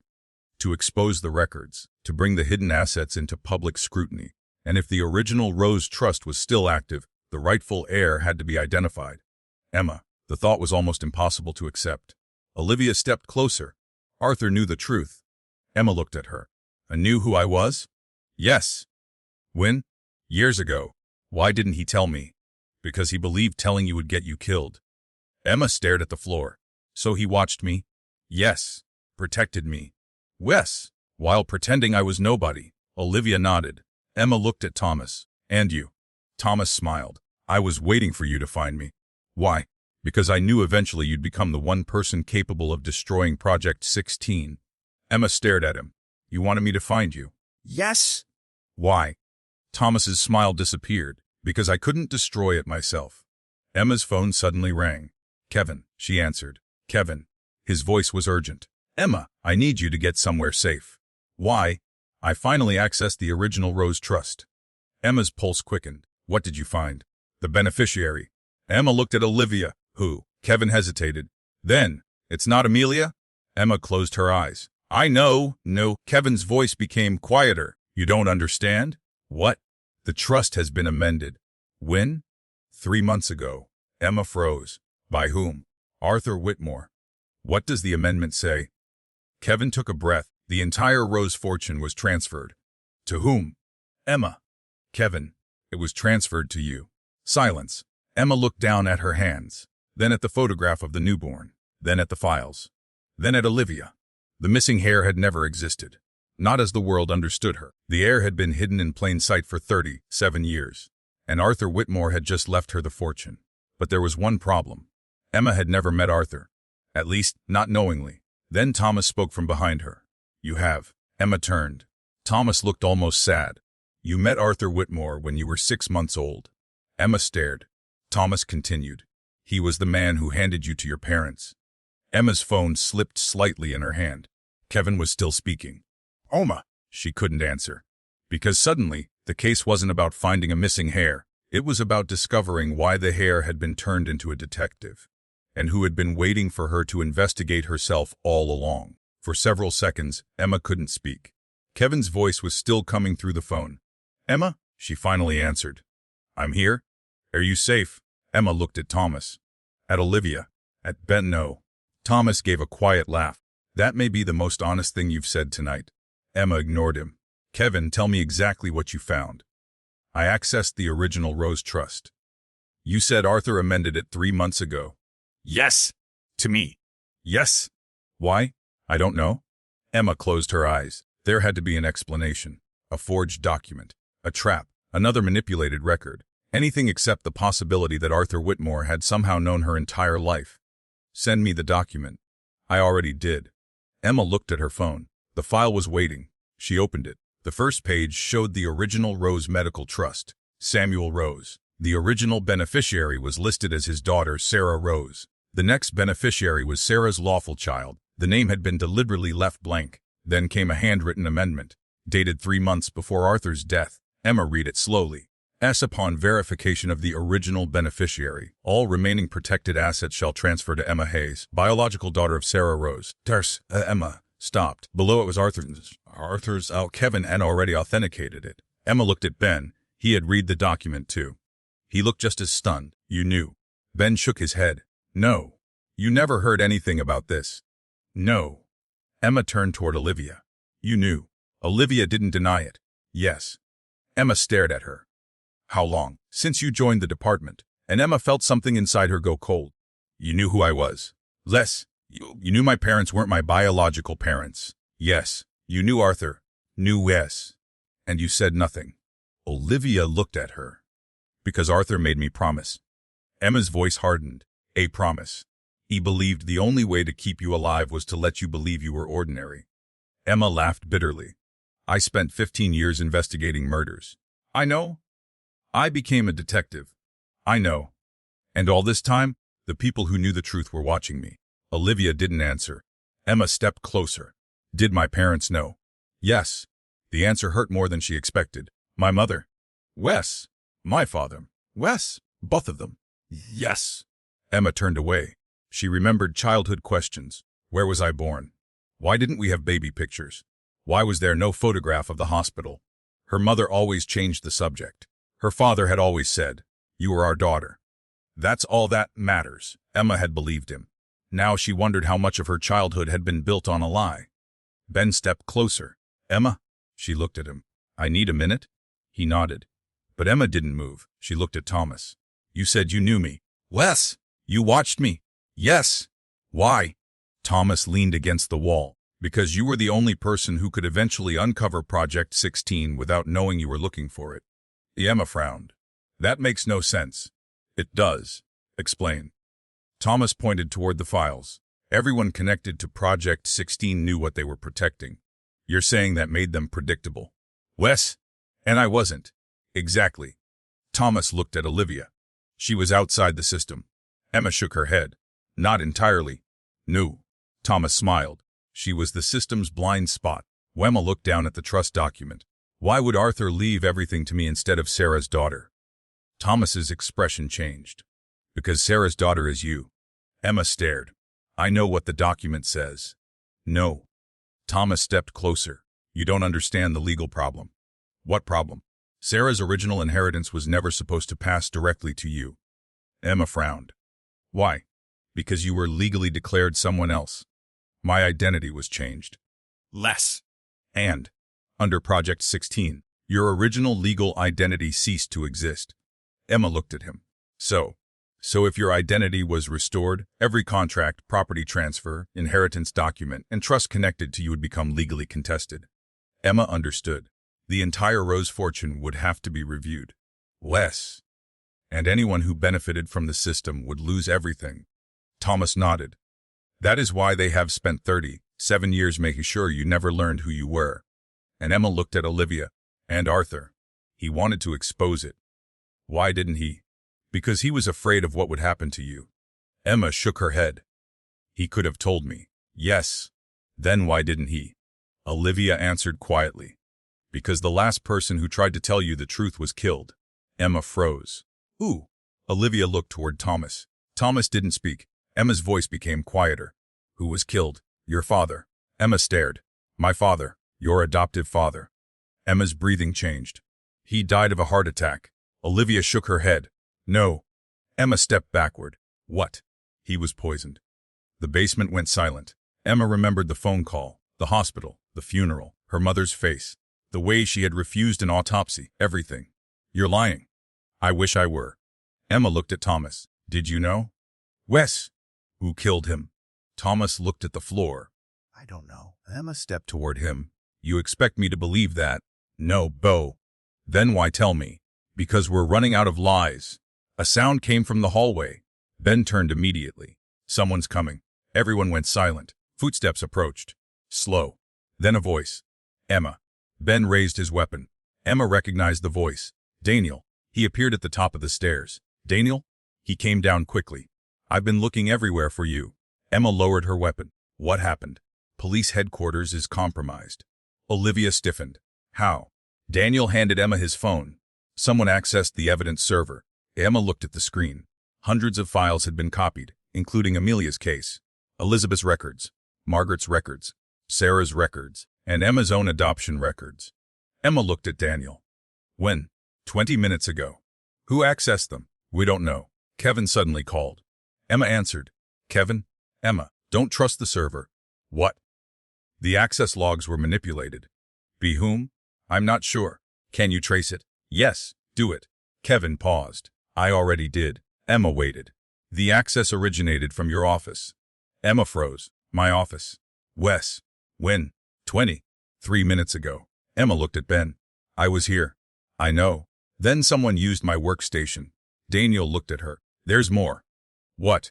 The camera system at headquarters shows someone entering your office. Woo? Daniel hesitated. You? Emma stared. What? The person on camera looks exactly like you. Ben frowned. Could be a woman wearing a disguise. Daniel shook his head. No. He showed Emma the footage.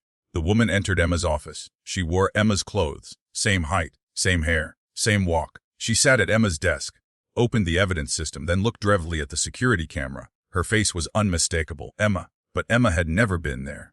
The video continued. The woman stood, removed something from the desk, then left. Emma looked at the timestamp. 23 minutes ago. Daniel looked at her. That's impossible.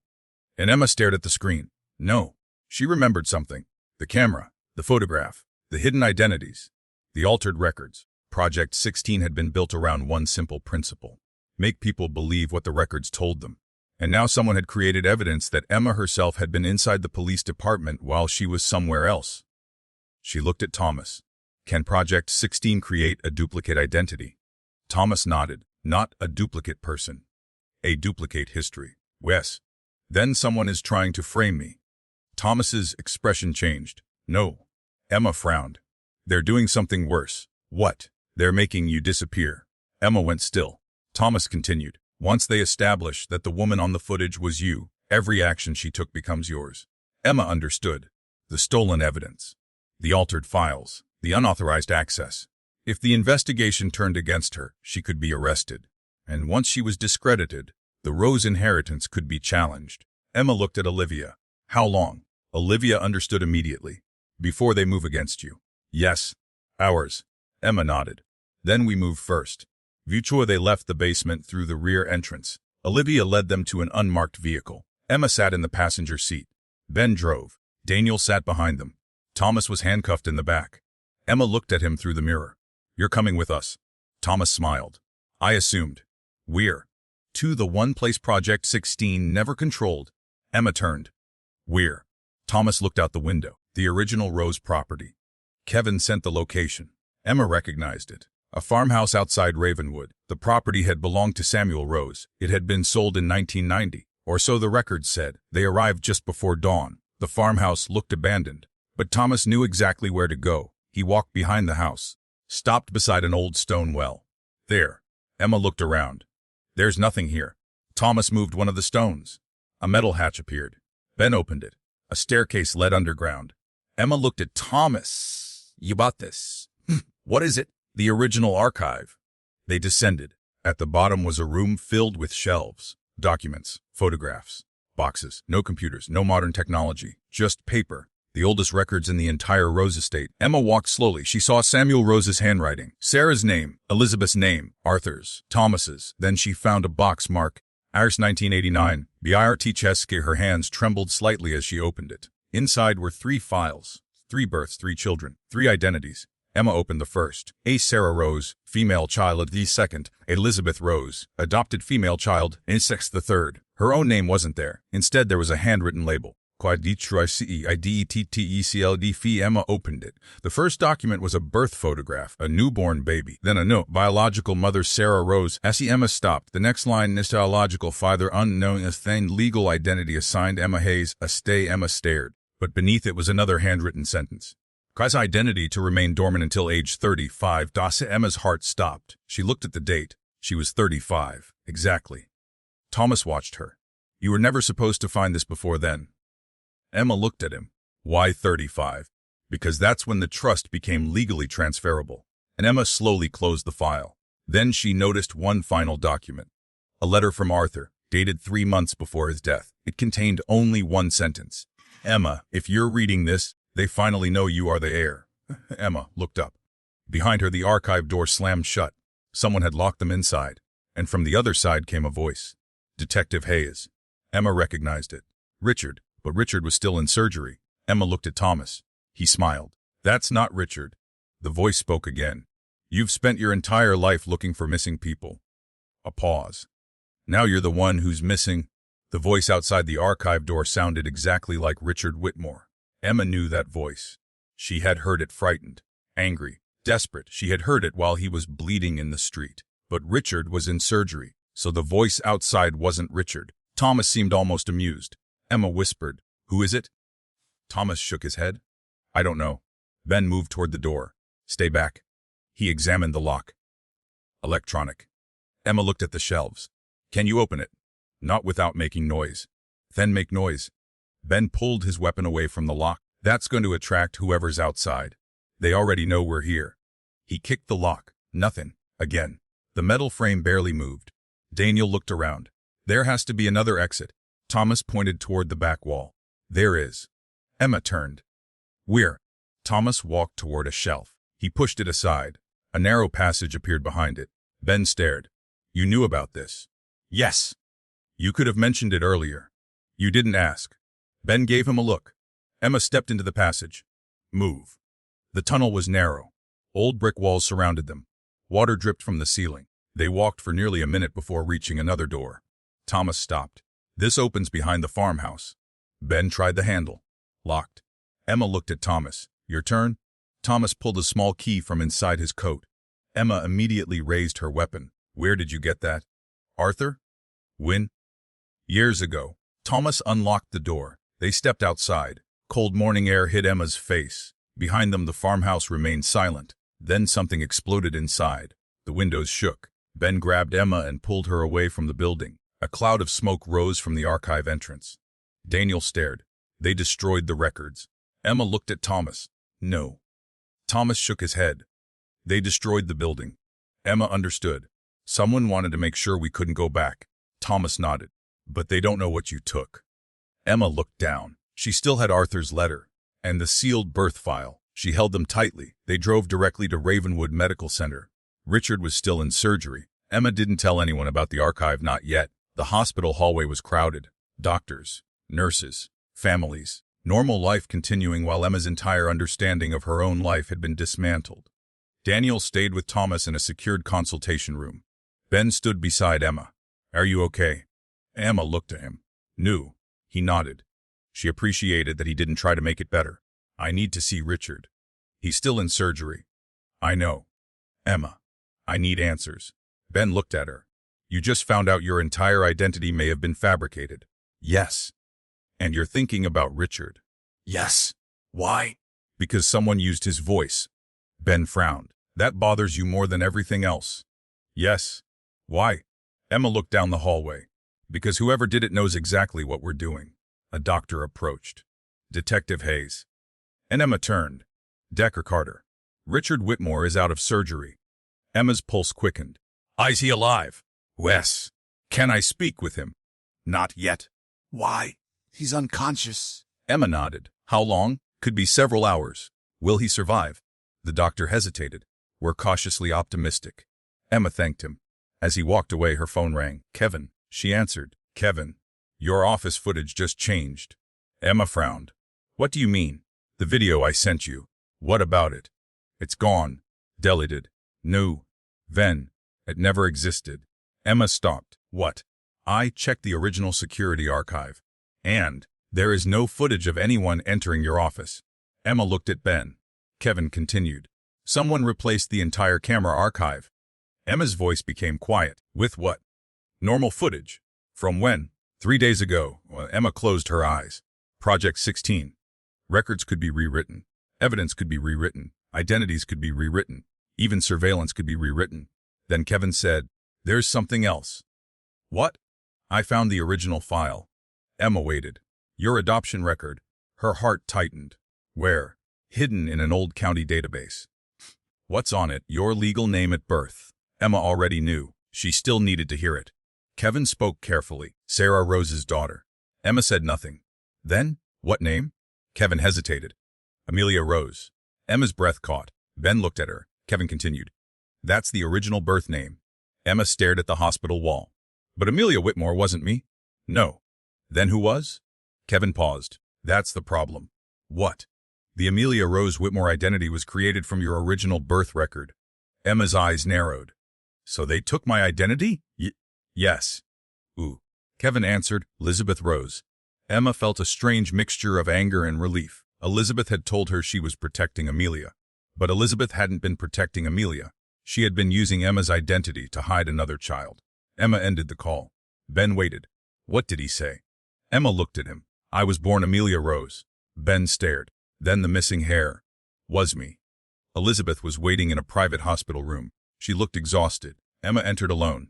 Elizabeth looked up. You know. Emma closed the door. Yes. Elizabeth's face fell. How much? Enough. Emma placed the sealed birth file on the table. Elizabeth stared at it. Where did you get that? From the original Rose archive. Elizabeth's eyes filled with tears. They found it. They destroyed the archive. Elizabeth closed her eyes. Then it's over. New. Emma sat across from her. It's finally beginning. Elizabeth looked at her. You were never supposed to know. I know. I was trying to protect you. You used my identity. Elizabeth flinched. Yes. You took my name. Yes. And gave it to another child. Elizabeth nodded. Why? Because Thomas was searching for Sarah's daughter. You mean me? Yes. So you created Amelia? Nope. Elizabeth shook her head. I didn't create Amelia. Emma frowned. Then who did? Arthur. Emma stared. Elizabeth continued. Arthur found you first. When? Hours after you were born. We're at Ravenwood Children's Hospital. And Sarah. She was dying. Emma's expression changed. Dying from what? The birth. Was she murdered? Elizabeth shook her head. Nope. She survived. For 3 days? Emma froze. 3 days? Yes. Then what happened? Elizabeth looked down. She gave Arthur one instruction. What? Keep her daughter alive. Emma swallowed. Then why didn't Arthur raise me? Because Thomas knew you existed. So Arthur gave me to my adoptive parents. Wes. Why them? Because they were the only people Arthur trusted who had no connection to the Rose family. Emma stared at her. My parents knew? Wes. They knew I was Sarah's daughter. Yes. Why didn't they tell me? Because they were afraid. Off Thomas. Yes. Emma leaned forward. Then why did you take my identity? Elizabeth's voice broke. Because someone found your adoption records. Who? Richard. And Emma froze. Richard. He was young. He didn't understand what he had found. What did he do? He told Arthur. And Arthur? He panicked. Emma stared. Elizabeth continued. He created Amelia Rose Whitmore. Using my birth identity. Wes. And the other child. Elizabeth looked away. That child was given your name. Emma's voice hardened. Who was she? Elizabeth didn't answer. Elizabeth. She was Sarah's second daughter. Emma froze. Sarah had twins. Elizabeth nodded. Emma sat back. Twins. Yes. One was me. Yes. And the other became Amelia. Yes. The room went silent. Suddenly dozens of contradictions made sense. The blood type mismatch, the hospital records, the photographs, the different childhood histories, the conflicting identities, the will, the missing heir. There weren't two children. There were twins, Emma and Amelia. Elizabeth had hidden one and raised the other under the stolen identity. Emma whispered, "Where is she?" Elizabeth looked at her. "I don't know. Don't lie to me. I don't know." "You raised her. For 5 years. Then she disappeared." "Yes. Who took her?" Elizabeth's eyes filled with tears. "Arthur." Then Emma froze. "Arthur took Amelia." "Yes." "Why?" "Because he discovered Thomas had found you." Emma understood. Arthur had separated the twins. He had protected one, hidden the other, and then built an entire identity around them. Why would the will leave half his fortune to Amelia? Elizabeth stared at her. Because Arthur wanted to force her out of hiding. Emma's eyes narrowed. He knew she was alive. Wes. Then why did he say she never existed? Because that was the only way to make Thomas stop looking for her. Emma stood. "And where is Amelia now?" Elizabeth shook her head. "I don't know." Emma turned toward the door. "Then I'll find her." Then Elizabeth grabbed her wrist. "Emma." Emma looked back. "There's something else." "What?" Elizabeth's voice dropped. "Amelia isn't the only twin." Emma froze. Elizabeth whispered, "Sarah gave birth to 3 children." Emma slowly released her hand. "Triplets." Elizabeth nodded. "The third child disappeared before Arthur ever found you." Emma stared. "Who has the third child?" Elizabeth looked terrified. "We don't know." "No." Emma's phone vibrated. A message. Unknown number. 1 photograph. Emma opened it. 3 newborn babies. 3 hospital bracelets. 3 names had been written underneath. AMLMA, and the third name had been scratched away. Under the photograph was a single sentence, "THE TIRE DHEIR has BING. Emma stared at the screen. Then another message appeared. "You've BNV stigig THEWROMGFAOY." A final message followed. "Locate Eurobancasis." Emma's face went cold. Because whoever was sending the messages knew something she didn't. For 15 years, Emma had investigated missing people across Ravenwood. And suddenly she understood what the next step had to be. She had to review her own cases. Not as a detective, as a missing person. Because somewhere inside her own case files might be the answer to what happened to the third child. And the first name she needed to search was not Rose. It was Hayes. Emma stood outside Elizabeth's hospital room, staring at the photograph on her phone. 3 babies. 3 hospital bracelets. 3 names. 2 visible. 1 deliberately scratched away. Amelia, Emma, and the third child, missing. Ben approached quietly. "You've been standing here for 5 minutes." Emma looked at him. "I need something from you." "Anything. Pull every missing person case I've ever worked." Ben frowned. "Why?" "Because someone just told me to." "That doesn't sound like a reason." "It is." She showed him the photograph. Ben stared. 3. "Yes? You believe this. I believe someone wants me to. And you think one of your old cases is connected. I think someone has been hiding the third child in plain sight." Ben studied her. "Where do we start?" "Hayes." He understood. "Your family?" "Wes." The police department's old records room was almost empty at 4 in the morning. Emma and Ben worked under a single fluorescent light. Daniel sat at a computer nearby. Kevin was connected remotely. Emma watched as 15 years of her case history appeared on the screen. Missing adults, runaways, unidentified bodies, cold cases, children who disappeared, people who had left without explanation. She had worked hundreds. Kevin filtered the database. "I'm searching for the surname Hayes." 80 results. 23. Remove cases involving people named Hayes. Kevin paused. "What?" "Don't search for the name." Emma stared at the screen. "Search for cases where the victim's identity was uncertain." Daniel looked at her. "You think one of them was the third child?" "I don't know." Kevin changed the parameters. The number dropped. 7. Then 3. Then 1. Emma leaned forward. A case appeared. Unidentified family, 2004. Location Ravenwood Children's Hospital. Age 15 years. Status resolved. Emma frowned. Open it did. The case file was thin. 1 photograph, 1 medical report, 1 identification statement. The girl had been found unconscious behind the hospital. No identification, no wallet, no phone, no fingerprints in the national database. Emma looked at the photograph. The girl had dark hair, a small scar behind her left ear, Emma stopped breathing. That's her. Ben looked at the photograph. You recognize her? Emma nodded. From where? Emma enlarged the image. The girl was wearing a silver crescent. The same symbol. The same pembert. 16. Emma whispered, that's the child from room 16. Daniel looked at the case. Then why was it marked resolved? Open the identification. The file showed identities Lisa Grant. Emma stared. Lisa. Ben frowned. The photographer. Emma nodded. The hospital identified this girl as Lisa Grant in 2004. Daniel looked confused. But Lisa Grant was 38. No, she is. Emma looked at the photograph again. The girl was 15. That meant Lisa Grant had been using an identity that belonged to someone else. Or someone had been using Lisa's identity for years. Kevin suddenly spoke. Emma. What? I found the original identification. Show me.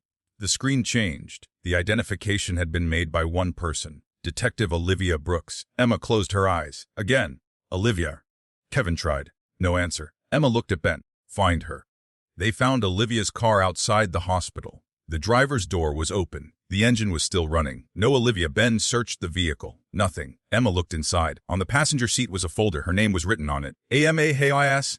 Oraji. I'm El Cassie. Emma picked it up. Inside was a photograph. Her adoptive parents, standing outside Ravenwood Children's Hospital. The date was June 25, 1989. Emma stared. She had never seen the photograph. Her parents were young. Her father was holding a baby. Her mother stood beside him. But there was another person in the photograph. A woman, Sarah Rose, alive, standing beside them. Emma's hands began to shake.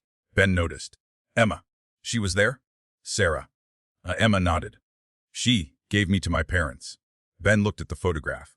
Then why was her death recorded 3 days later? Emma turned the photograph over. There was writing on the back. One child was given away. One child was taken. One child was left behind. Emma stared. Left behind. Ben frowned. The third child. Yes, we're. Emma looked toward the hospital. That's what we're going to find out. They entered the old maternity wing. It had been closed for decades. Emma had never been there. The newer hospital occupied most of the complex, but the original maternity ward remained sealed behind a fire door. Ben forced the lock. Inside, the hallway was dark. Emma's flashlight moved across old room numbers. Then 116, room 16. Emma opened the door. Nothing. An old examination bed, broken cabinet, empty shelves. But beneath the bed was a metal box. Ben pulled it out. Emma opened it. Inside were hospital bracelets. Dozens. Most were blank. One had a name. BAYOS. Emma's heart stopped. She picked it up. The bracelet was dated June 21st, 1989. Not June 22. The same date Sarah had given birth. Ben stared. Your name wasn't Emma. No. Then whose? And Emma turned the bracelet over. A number was printed on the back. 16C. Emma's phone rang. Unknown number. She answered. Who is this? A woman's voice replied. You finally found it. Emma recognized the voice. Lisa Grant. Where are you? Somewhere you can't reach. Who are you? A pause. You already know? Are you the third child? Silence. Then, yes. Emma's heart pounded. Your name? What? Had 3 names. Tell me one. Lisa. Emma looked at Ben. The identity they gave me. Ooh. Elizabeth. Emma froze. Why? Because she needed someone to disappear. Emma gripped the phone. Where is Amelia? Lisa laughed softly. You still think this is about Amelia? Where is she? Alive. Where? You're standing closer to her than you realize. Emma looked around the empty maternity ward. What does that mean? It means you've been searching for the wrong person. Then who am I supposed to find? Lisa's voice became quieter. Your sister? Emma froze. Which one? Silence. Lisa. The call ended. Ben looked at Emma. What did she say? She said Amelia's alive. And she said I've been searching for the wrong person. Emma looked at the old hospital room. Then she saw something scratched into the wall, 3 small marks. 1, 2, 3. Underneath them 16A, 16B, 16C. Emma's flashlight moved across the wall. A 4th marking appeared below them. 16D. Ben stared. 4 children? And Emma shook her head.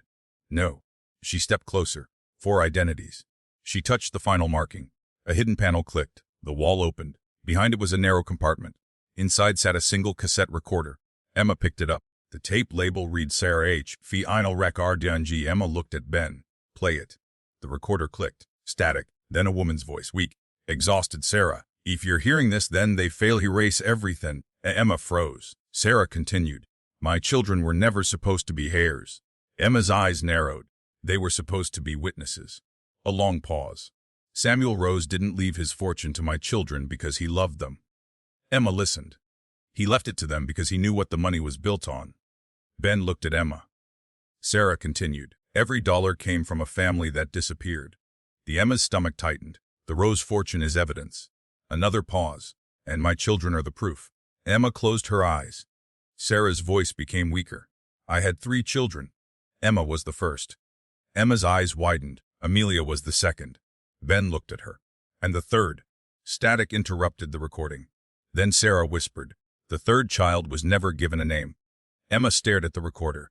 Sarah continued. Because the third child was not meant to inherit, only to testify. The recording crackled. Then one final sentence. If they ever find all 3 of you, the truth will come out. The tape ended. Silence. Emma looked at Ben. 3 children. Ben nodded. First Emma. Second Amelia.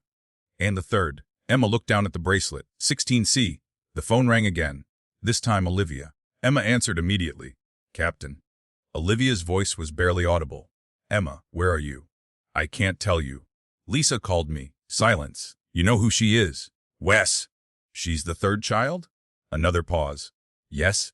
What's her real name? Olivia didn't answer. Emma's voice hardened. Tell me. Olivia whispered. Sarah named her Grace. Emma froze. Grace. Yes. Grace what? Olivia breathed out. Hayes. Emma's heart stopped. Hayes? Yes. Emma looked at Ben. The third child has my surname? Olivia continued. Because Sarah knew your parents would protect one child. Emma stared at the hospital wall. And the other? They were never supposed to know about her. Why? Because Grace was the only one who knew where Sarah hid the original evidence. Emma's pulse quickened. What evidence? The names. What names? The families. Emma understood the stolen wealth, the erased identities, the original victims. Grace knew where the evidence was. And that made her more dangerous than any heir. Where is Grace? Olivia went silent. Captain, I don't know. You're lying. I wish I were. Emma heard something in the background, a door. Then footsteps. Olivia whispered. Emma, listen to me. What? Don't trust the person who says she is Amelia. Emma froze. Why? Because Amelia died in 1995. The call ended. Emma stared at the phone. Ben looked at her. What did she say? Emma slowly lowered the phone. She said Amelia died. Ben's expression changed. But Thomas said she was alive. I know. Elizabeth said she was alive. I know. Margaret said. I know. And Emma looked at the 3 bracelets on the table. Emma. Amelia. Grace. 3 children. 3 identities. And now one of them was supposedly dead. Then the maternity ward lights suddenly turned on. Every light. At once. Emma and Ben spun around. At the end of the corridor stood a woman. Dark hair, gray coat, silver crescent pendant. Emma raised her weapon. The woman smiled. Detective Hayes. Emma stared. She recognized her. Anna, the woman she had spent days believing was Amelia. Anna slowly raised her hands. I think it's time you stopped looking for me. Emma kept her weapon trained on her. Who are you? Anna smiled sadly. I'm the reason your mother disappeared. Emma's blood ran cold. Then Anna said, and I'm the only person left who knows what happened to Grace. Emma didn't lower her weapon. Anna stood at the end of the abandoned maternity corridor with both hands visible. She looked exactly as she had the first time Emma met her. Calm, tired, almost ordinary. But Emma knew better now. Almost nothing about Anna Reed was ordinary. You said you're the reason my mother disappeared. Anna nodded. Sarah. Yes. Why? Because I took something from her. Emma's eyes narrowed. What? A document. Ben moved beside Emma. What document? Anna looked at him. The original list. Emma's pulse quickened. The families. Wes. The people whose identities were erased. Wes. Where is it? Anna shook her head. I don't have it anymore. Who does? Anna looked directly at Emma. Grace. Emma felt the name settle between them. The third child. The unnamed daughter. The girl who had eventually become Lisa Grant. Or at least someone who had used that identity. Emma lowered her weapon slightly. Start talking. Anna nodded. I was 5 years old when Sarah disappeared. Emma froze. You remember her? No. Then how do you know? Because Elizabeth told me. Emma stepped closer. Elizabeth lied to you too? I know. Anna's expression changed. She lied to everyone. Emma studied her. Who are you really? Anna looked down. My name was Amelia. Emma's jaw tightened. Was. Yes. Were you Sarah's second daughter? Anna nodded. So you are Amelia? Yes. But Olivia said Amelia died in 1995. Anna looked at her. She wasn't talking about me. Emma stared. Then who died? Anna didn't answer immediately. Finally, the child they called Amelia died. Emma frowned. That doesn't make sense. It will. Anna slowly walked toward them. Ben remained between her and Emma. Anna stopped several feet away. In 1995, Thomas found the house where Elizabeth was hiding me. Emma listened. He knew the identity of the child living there. Amelia Rose Whitmore. Yes. So he came for you. Nope. Anna shook her head. He came for the records. Emma's eyes narrowed. What happened? Elizabeth had already moved me. To where? Another house. The Willow Lane house. Yes. Emma remembered finding Elizabeth there. So the woman in that house was protecting you.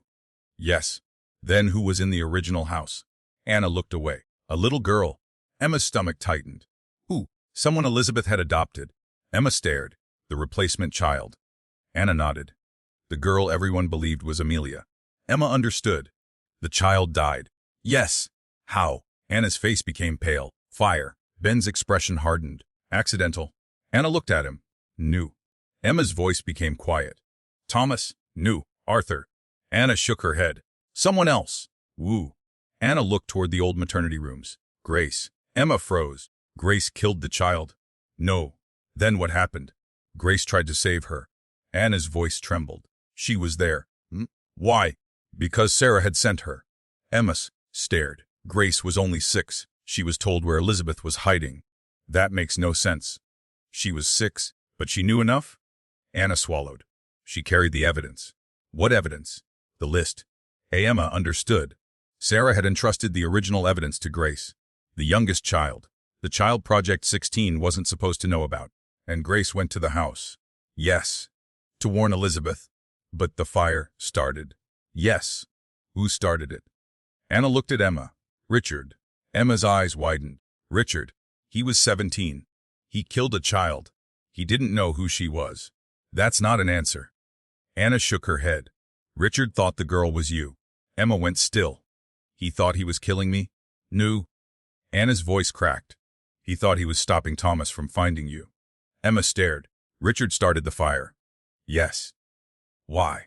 He was terrified. Off Thomas. Yes. Who ordered him? Anna hesitated. Arthur. Emma's stomach tightened. Arthur ordered Richard to burn the house. To destroy the records. And the child was inside. Yes. Arthur. Knew. Anna looked at the floor. I don't know. Emma's voice hardened. No. That sounds convenient. Anna looked up. Emma. I was 5. Emma stopped. Anna continued. I wasn't standing beside Arthur when he gave the order. I only know what happened afterward. What happened? Richard realized someone was inside. Hay went back. Yes. He tried to rescue her. Yes. But it was too late. Anna nodded. The little girl died. Emma felt a knot form in her stomach. And everyone believed Amelia died. Yes. But you survived. Yes. Because Elizabeth moved you. Yes. Emma looked at Ben. The false death record finally made sense. The world believed Amelia had died, but the real Amelia had been moved before the fire. The child who died was the replacement. Anna continued. After the fire, Elizabeth changed my identity. To Anna Reed. Wes. And Arthur. He believed I was dead. Emma frowned. You're saying Arthur didn't know you survived? No. Then why did he leave half his fortune to Amelia? Anna looked at her.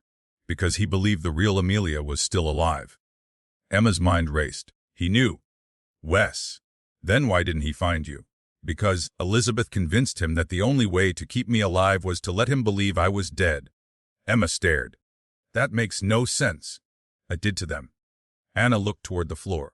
Arthur spent years searching for me without knowing my name. He was searching for Amelia. Yes. And you were Anna? Yes. Emma looked at her. Why did you contact me? Anna smiled faintly. Because I knew you were Sarah's first daughter. Emma's breath caught. You knew who I was. For years. How? Grace told me. Emma froze. Grace is alive. Anna nodded. Yes. We're. I don't know. Anna, I truly don't. You've been working with her. Sometimes. You were the photographer. No. Emma frowned. Then who? Grace. Emma looked toward Ben. Lisa Grant. Anna nodded. Lisa was one of Grace's identities. Emma understood. That's why the photographer was always one step ahead. Yes. She photographed everyone. Wes. She watched me. Yes. Why? To make sure you were safe. Emma's expression hardened. She shot Harold. Anna shook her head. No. Then who did? Thomas. Emma looked stunned. Thomas killed Harold? Yes. Why? Because Harold was going to tell you the truth. Emma thought back to the archive. Harold had said find the photographer. Then he died. Maybe he'd been trying to lead her toward Grace. Anna continued. Grace has spent years collecting evidence. Against Project 16. Yes. And against the Whitmores. Why hasn't she gone public? Because the evidence isn't complete. Emma understood. The original list? Wes. The names of every family whose identity was erased. Yes, Grace has it? Anna nodded. Where? I don't know. Emma stepped closer. You said she was watching me. Wes. Then, how do you communicate? We don't. Why? Because if someone traces the communication, they find her. Emma stared at her. So how do you know she's alive? Anna smiled. Because she leaves messages. Emma remembered the photographs, the warnings, the anonymous texts, the messages telling Emma to find the other child. Grace has been communicating with me. Wes.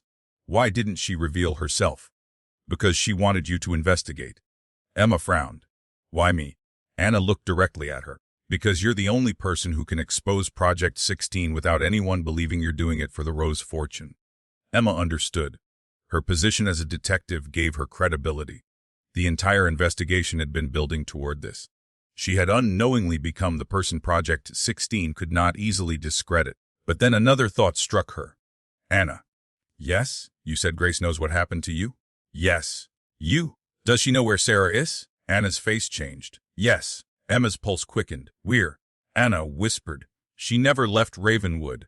Emma stared. Sarah is alive. Wes. Where? Anna looked toward the old maternity wing. She was hidden inside the hospital. Emma looked around. For 37 years. Yes. How? Under another identity. Emma felt a chill. Which identity? Anna didn't answer. A voice came from the doorway behind them. I think you've heard enough. Emma spun around. A woman stood there. Gray hair, dark coat, silver crescent pendant. Emma raised her weapon again. Anna smiled. Meet Grace. The woman stepped into the light. She looked older than Emma expected. Late 30s, maybe 40. Her face was calm. Her eyes were unmistakable. Emma recognized them immediately. They were the eyes from the photograph of the 15-year-old girl. The girl who had been identified as Lisa Grant. Grace looked at Emma. I've been waiting for you. Emma lowered her weapon slightly. You're Lisa Grant. Grace smiled. That's one of my names. Why did you use it? Because Lisa Grant died in 2004. Emma frowned. The girl found behind the hospital. But Grace nodded. That was me. You were 15. Wes, you were identified as Lisa. Wes? Duh. Why? Because I needed to disappear. Emma stepped closer. From whom? Everyone. Grace looked at Anna. Especially her. Anna looked down. Emma noticed the tension between them. You two don't trust each other. Grace's expression hardened. She took the list. Anna answered quietly. I was trying to protect you. You gave it to Thomas. I didn't know it was him. Grace looked at Emma. She gave him the original evidence. Emma looked at Anna. Is that true? Anna nodded. I was 5. Grace's expression softened slightly. I know. Emma looked between them. Then why are you fighting now? Grace took a slow breath. Because the list is gone. I don't know. Emma stared. Then what do you have? Grace reached inside her coat. She removed a small envelope. Inside was a photograph. Sarah Rose. Older, alive, standing beside a hospital bed. And beside her, Emma's adoptive mother. Emma's breath caught. Her mother was holding a newborn. Grace looked at her. This was taken 3 days ago. Emma stared at the photograph. Where? Grace answered. Room 16. Emma's eyes widened. Sarah is here. Grace nodded. And she's dying. A silence fell over the corridor. Then Grace added, she has one last thing to tell you. Emma looked at Anna. Then at Grace. Then toward the sealed maternity wing. For 37 years, everyone had been searching for the missing heir. But Emma was beginning to understand the truth. The heir wasn't the person who needed to be found. The heir was the person who needed to remember. And somewhere behind the walls of Ravenwood Children's Hospital, Sarah Rose was waiting to tell her daughter why she had been erased in the first place. The old maternity wing suddenly felt smaller. Emma stared at Grace. 3 days ago. Grace nodded. Sarah is alive. She's here. Wes? Then take me to her. Grace didn't move. There's something you need to understand first. Emma's patience was gone. My mother has been hidden for 37 years. I think I've waited long enough. Grace looked at her. She isn't hiding anymore. What does that mean? She is dying. Emma felt the words settle heavily. How long? Maybe hours. Ben stepped closer. Then we don't have time for secrets. Grace looked at him. No, we don't. She turned toward the sealed corridor. Follow me. They walked past the abandoned rooms. Anna stayed behind them. Emma noticed that. You're not coming? Anna shook her head. Sarah asked me not to. Emma stopped. Why? Anna looked at her. Because she wants to speak to you alone. And Emma understood. Stay here.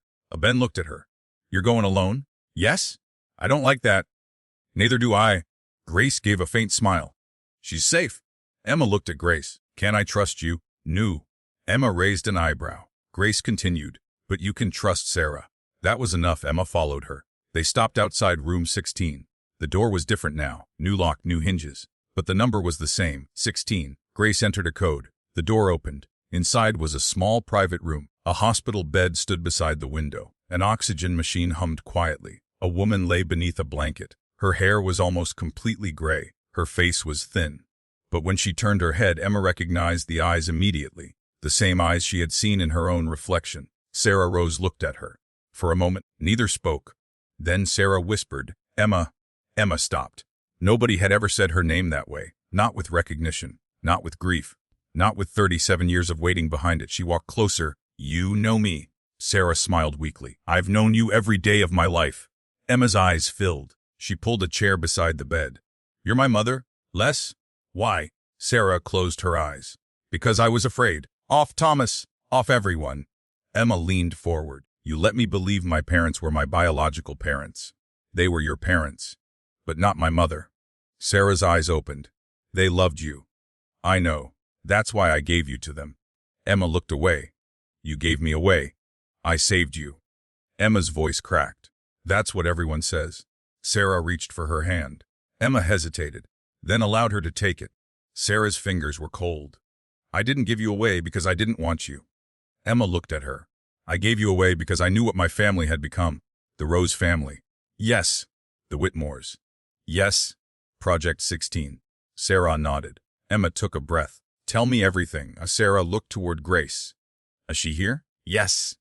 Anna? Outside. Sarah smiled sadly. My 3 girls. Emma froze. 3. Sarah nodded. You were the first. Amelia. The second. And Grace. The third? Emma swallowed. Why were we separated? Because I knew they would use you against one another. Ooh. Thomas. Arthur. The trustees. Anyone who wanted the money. Emma frowned. You said the money was evidence. It was? What evidence? Sarah took a slow breath. My father didn't build his fortune honestly. Emma listened. He acquired companies through debt. That's normal. Not when the debt was manufactured. Emma frowned. Sarah continued. He would buy struggling businesses. Then, he would arrange for their owners to lose access to their money. Through the banks. Yes. And Project 16. Project 16 came later. Sarah's voice weakened. It was designed to make those transfers permanent. Emma understood. If the original owner disappeared legally, nobody could challenge the transfer. Yes. Death certificates. Altered. Birth records. Altered. Medical records. Altered. Property records. Altered. Sarah nodded. Everything.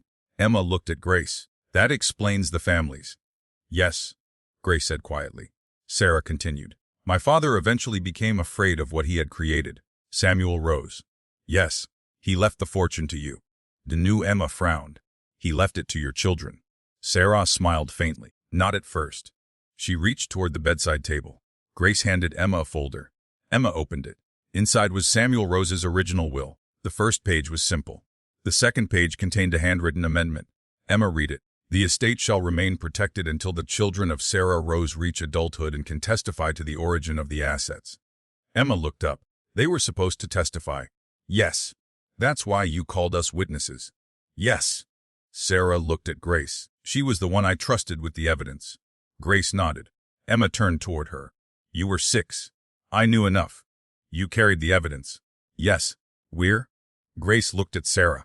Sarah answered. In the hospital. Emma's eyes narrowed. Room 16. Sarah nodded. This room was never a patient room. What was it? A records room. Emma remembered the hidden archive. The original records were stored here. Yes. Then why was the room turned into a recovery room? To hide what remained. Emma looked at Sarah. Who hid it? Arthur? Emma went quiet. Again. Arthur. Always Arthur. Did he kill anyone? Sarah's eyes filled with sadness. Yes. Who? My sister. Elizabeth. No. Emma frowned. Sarah. My sister Rebecca. Emma stared. I didn't know you had another sister. Because she was erased before you were born. Emma understood. Another victim. Another name removed. Arthur killed her.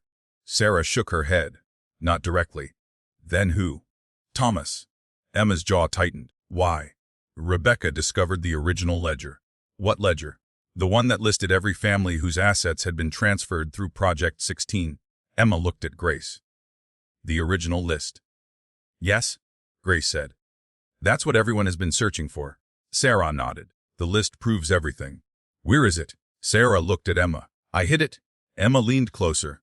Where? Sarah smiled faintly. Inside you? Emma froze. What? Sarah pointed toward the folder. Not physically. Emma stared at her. The original list was divided into 3 parts. 3. 1 for each child. Emma understood. That's why Grace had 1. Yes. Anna had 1. Yes. And I had 1. Sarah nodded. But I never knew. Your adoptive father did. Emma's eyes widened. He had my part. Yes. What happened to it? Sarah looked away. He gave it to Arthur. Emma felt anger rising. My father. Yes. Why? To protect you. Emma shook her head. Everyone keeps saying that. Sarah squeezed her hand. Because it's true. Emma looked at her. Then what happened? Arthur hid your part of the list. Where? Sarah hesitated. Under your original name. Emma frowned. My original name was Amelia. Nope. Emma froze. What? Sarah shook her head. Your original name was never Amelia. Emma stared. Then what was it? Sarah whispered. Emma rose. Emma's breathing stopped. The name Emma Hayes was the identity your adoptive parents gave you. But the trust says Emma Hayes. Because Arthur amended it. When? 3 months ago. Emma remembered the document. Sarah continued. He restored your identity to Emma Rose. Emma's eyes filled. Why didn't he just tell me? Because he knew someone was watching you. Ooh. Sarah looked toward the door. Someone you trust. Emma's stomach tightened. Who? Ooh. Sarah didn't answer. Instead, she looked at Grace. Grace lowered her eyes. Emma understood. Grace. Grace shook her head. Not me. Sarah whispered. Your partner. Emma froze. Ben. Numb. Sarah looked at her. Ben Torres has been watched since the day he joined department. Emma stared. Be whom? Project 16. Is he involved? No. Then why? Because they believed he would eventually lead you to the truth. Emma stood. I need to talk to him. Sarah grabbed her hand. Not yet. Why? Because there is one thing you need to know. Emma sat back down. Sarah's breathing became more difficult. Your father didn't die of natural causes. I know. No. Sarah looked at her. You don't know who killed him, do you? Sarah nodded. Ooh, Sarah whispered the name. Emma went completely still. The answer was not Thomas, not Richard, not Margaret, not even Arthur. It was someone Emma had trusted. Someone who had been beside her during the investigation. Someone who had access to every case file, every photograph, every piece of evidence, every secret. Sarah looked at her daughter. The person who killed your father is the same person who has been rewriting your case files. Emma's blood ran cold. Who? Sarah closed her eyes, then whispered, Daniel Mercer. Then Emma stared at her. The room went silent. Grace looked at the floor. Anna stood outside the doorway. And somewhere in the hospital, Daniel's phone began to ring. Emma slowly stood. Her face had changed. Grace. Yes. Lock the door. Grace did. Emma looked at Sarah. Don't tell him I'm here. Sarah nodded. Emma reached for her weapon. Because the case had just changed again. The person helping her uncover the truth might have been the person controlling the investigation from the beginning. And if Sarah was right, Daniel Mercer wasn't helping Emma find Project 16. He was making sure she never survived long enough to expose it. Emma stood beside Sarah's hospital bed with her weapon lowered but ready. Her mind rejected the name. Daniel Mercer, crime scene analyst, meticulous, quiet, reliable. He had been beside her throughout the investigation. He had enhanced photographs, recovered files, identified evidence. He had helped them find room 16. He had even warned them when the police database was compromised. And now Sarah was telling her he had killed her father. Emma looked at Grace. "Are you sure?" Grace nodded. "I've been watching him for years." Emma's stomach tightened. "Why didn't you tell me?" "Because I didn't know if you would believe me." "You could have tried." "I did." Emma frowned. "When?" Grace reached into her coat. She pulled out a photograph. Daniel was standing outside the Ravenwood Police Department. Beside him was Harold Vance. The photograph had been taken 12 years earlier. Emma stared. "That proves nothing." Grace handed her another. Daniel, Thomas, together. A third. Daniel entering the Rose Medical Trust building. A fourth. Daniel meeting Richard. Emma's expression hardened. "How long?" "Since before you joined the department." Sarah spoke quietly. "Daniel was recruited by the trustees." Emma looked at her. "Why him?" "His father." Emma froze. "Who was his father?" Sarah's eyes closed. "Robert Mercer." Emma's mind raced. Robert Mercer. The same name attached to the unidentified child whose registration number had replaced Amelia's. The same family name that appeared repeatedly in the old records. Emma looked at Grace. "Jacob Mercer." Grace nodded. "His older brother." Emma stared. "Daniel is related to Project 16. "Yes." "Why didn't we find that?" "Because his family history was rewritten too." Emma looked at Sarah. "Why?" "Because Robert Mercer was one of the original trustees." Emma understood. Daniel hadn't stumbled into Project 16. He had inherited it. Emma's phone vibrated. "Daniel." She stared at the screen. Grace whispered, "Don't answer." Emma pressed accept. "Daniel." His voice sounded completely normal. "Emma, where are you?" She looked at Sarah. "At the hospital?" "Which part?" Emma's eyes narrowed. "Why?" "Because I need you to come back to headquarters." "For what?" "We've got a problem." "What kind?" "A new evidence file just appeared." Emma stayed silent. Daniel continued. "Concerns your adoption." Emma's heart tightened. "What about it?" "I think someone forged the records." "Who?" "I don't know yet." Emma looked at Grace. Daniel asked, "Are you alone?" "No, Bo." "With Ben?" Emma hesitated. "Yes." Daniel was silent for half a second. Then, "Good." Emma immediately knew. He was checking whether Ben was with her. "Why?" "Because I don't want you going anywhere without backup." "Where are you?" "At headquarters." "Stay there." Daniel paused. "Emma." I said stay there. The call ended. Grace looked at her. "He knows?" Emma nodded. "Knows I'm suspicious." Sarah struggled to breathe. "Then you have very little time." Emma looked at her. "What did Daniel do to my father?" Sarah swallowed. "Your father found the original ledger. The list. Wes. He tried to give it to Arthur." "What happened?" "Daniel intercepted him. Then, he poisoned him." Emma's jaw tightened. "Why didn't Arthur expose him?" "Because Daniel threatened you." Emma stared. "What did he threaten to do?" "Make you disappear." Emma closed her eyes. Her adoptive father had died protecting her. Arthur had remained silent protecting her. And Daniel had spent years standing beside her, helping her investigate the very system he was protecting. Emma opened her eyes. "Where is the ledger?" Sarah looked toward Grace. Grace answered, "Daniel has part of it." Emma frowned. "How?" "Your father gave him the first section before he died. And the rest." "Arthur had one section." "And the third." Sarah smiled weakly. "You?" Emma froze. "We're." Sarah pointed toward Emma's coat. Emma looked down. Her hand went into the inside pocket. She found something she hadn't remembered putting there. A small envelope, sealed. Her name written across it. Emma Ross. She opened it. Inside was a single sheet, a list of names, families, companies, dates, property transfers. At the bottom was one final entry: Mercer, Robert, trustee, and beside it Mercer, Daniel, successor. Emma stared. Daniel wasn't merely connected to Project 16. He was its current trustee. She folded the document. "Where is Ben?" Grace looked at her. "He went to find Daniel." Emma's blood ran cold. "When?" 5 minutes ago." Emma grabbed her phone. No answer. She called again. Nothing. Then a message appeared from Ben. "Found him. Come alone." Emma stared at the message. Grace immediately shook her head. "That's not Ben." "I know." Emma looked at Sarah. "Can you stay here?" Grace nodded. "I won't leave her." Emma turned toward the door. "Then I'm going alone." Grace caught her arm. "Emma." And Emma looked back. If Daniel has Ben, I don't have a choice. Grace reached into her coat again. She handed Emma a small device. Tracker. What about it? Ben has one. Emma stared at her. You put a tracker on him. I put one on everyone connected to this case. Emma almost smiled. Good. Grace activated it. A red point appeared on the screen. Where? Grace looked at the location. The old Rose Courthouse. Emma knew the building. Abandoned, no electricity, no cameras. A perfect place for a trap. Emma looked at Sarah. I'll come back. Sarah reached for her hand. You always do. Emma froze. She had heard those words before. Her adoptive mother used to say them. Whenever Emma left the house, whenever she went to work, whenever she investigated something dangerous. You'll come back. Emma suddenly understood. Her mother had always known she was Sarah Rose's daughter. She had always known the truth. And perhaps she had been saying those words because Sarah had asked her to. Emma squeezed Sarah's hand, then left. The courthouse was dark. Emma entered through the rear entrance. Her flashlight swept across the empty hallway. Ben, no answer. She followed the tracker, downstairs, into the records basement. The same kind of room, the same kind of smell, old paper. Dust mildew chair sat in the middle. Ben was tied to it. His face was bruised. Emma rushed toward him. Ben. His eyes opened. Emma. She stopped. Something was wrong. The tracker was still moving.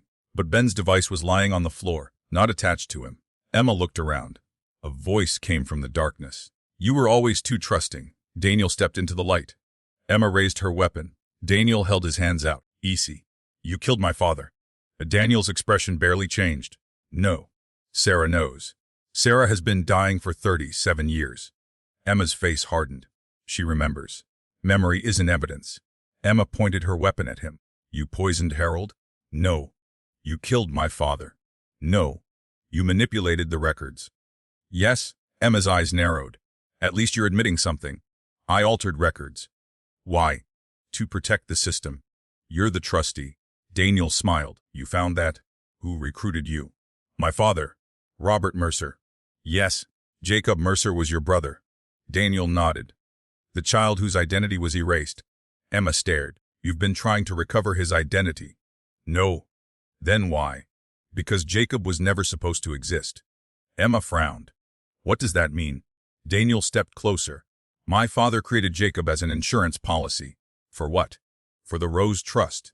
Emma's expression hardened. Another replacement heir. Wes. Then Jacob wasn't real. He was real. But his identity wasn't. New. Daniel looked at Ben. My family created children who could legally replace other children. Emma felt sick. How many? 16. Project 16. The number finally made sense. 16 replacement identities. 16 children. 16 legal substitutes. Emma looked at Daniel. And Amelia. Replacement. Me. Original. Grace. Witness. Daniel nodded. Exactly. Emma's weapon remained steady. Why did you kill my father? Daniel looked at her. Because he found the ledger. You could have taken it. He refused. So you killed him. No. Daniel shook his head. He killed himself. Emma stared. What? He knew the trustees were coming. He poisoned himself? Knew. Daniel's voice became quiet. I gave him a choice. What choice? Give me the ledger or I tell the trustees where his daughter is. Emma felt a cold wave. You threatened me. Yes. He still refused. Yes. What happened? He died protecting you. Emma's eyes filled with anger. And you call that protection? No. Daniel's expression finally changed. That's why I've been trying to finish what he started. Emma hesitated. What? Destroy Project 16. She didn't lower her weapon. Then why help them? Because you can't destroy a system from the outside. Daniel stepped closer. You have to control it first. Emma stared. You're the trustee. Wes, then you could expose everything. I can. Why haven't you? Because the original ledger is incomplete. Emma's eyes narrowed. What's missing? Daniel pointed at her. You. Emma froze. The final section is encoded into your birth record. Emma remembered the document. Her original name, Emma Rose. What does it contain? The names of everyone who authorized the system. Emma's heart raced. And if I decode it, every surviving trustee goes to prison. That's what you want. Yes. Then why are you stopping me? Daniel looked at her. Because someone else wants the ledger. Who? Daniel's expression changed. Thomas. Emma frowned. His working with you. No. Then, Daniel looked toward the ceiling. He's been trying to destroy the evidence. Emma's eyes narrowed. Why? Because the ledger doesn't just expose Project 16.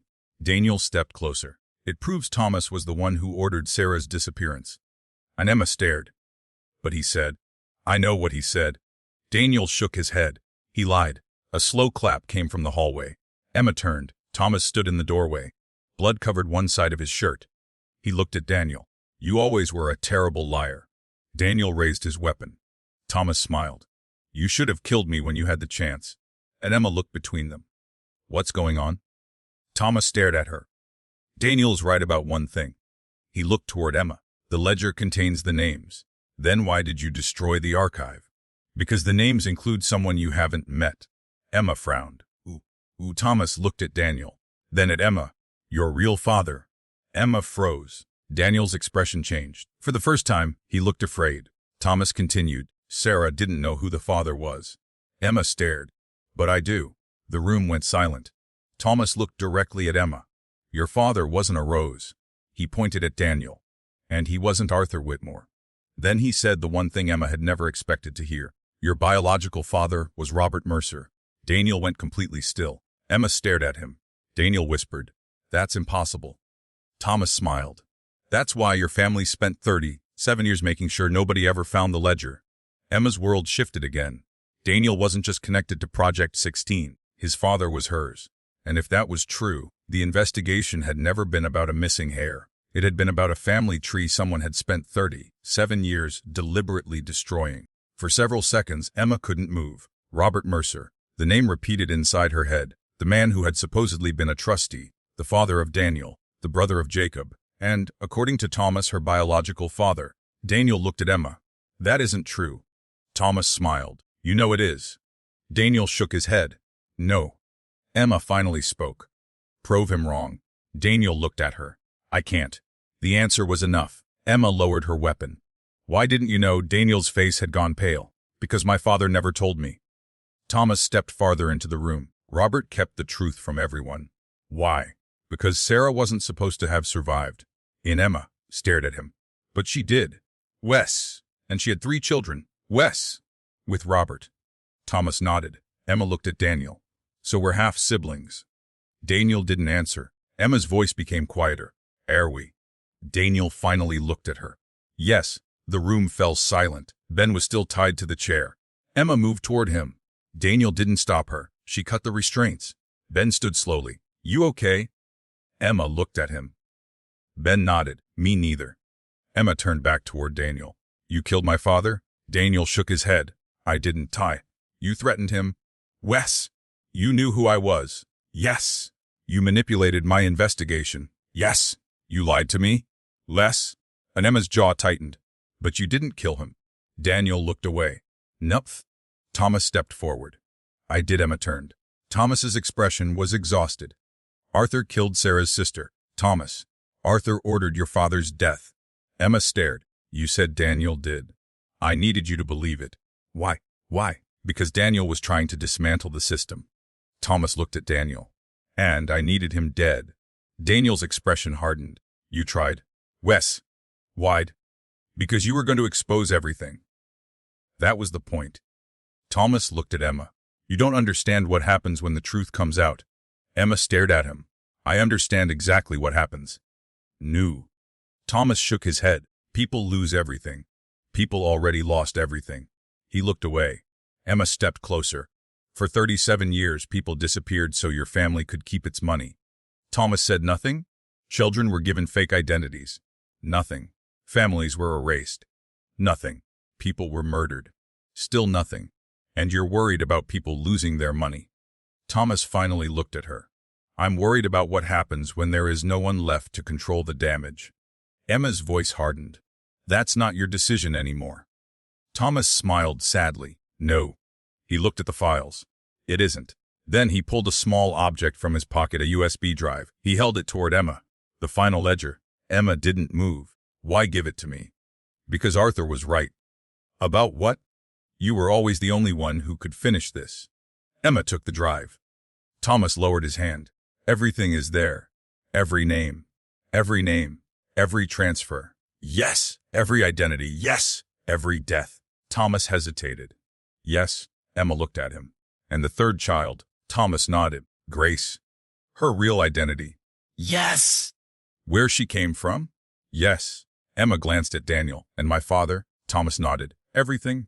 Emma put the drive in her pocket. Then Thomas said, there is one thing missing. Emma looked at him. What? The person who ordered the entire system.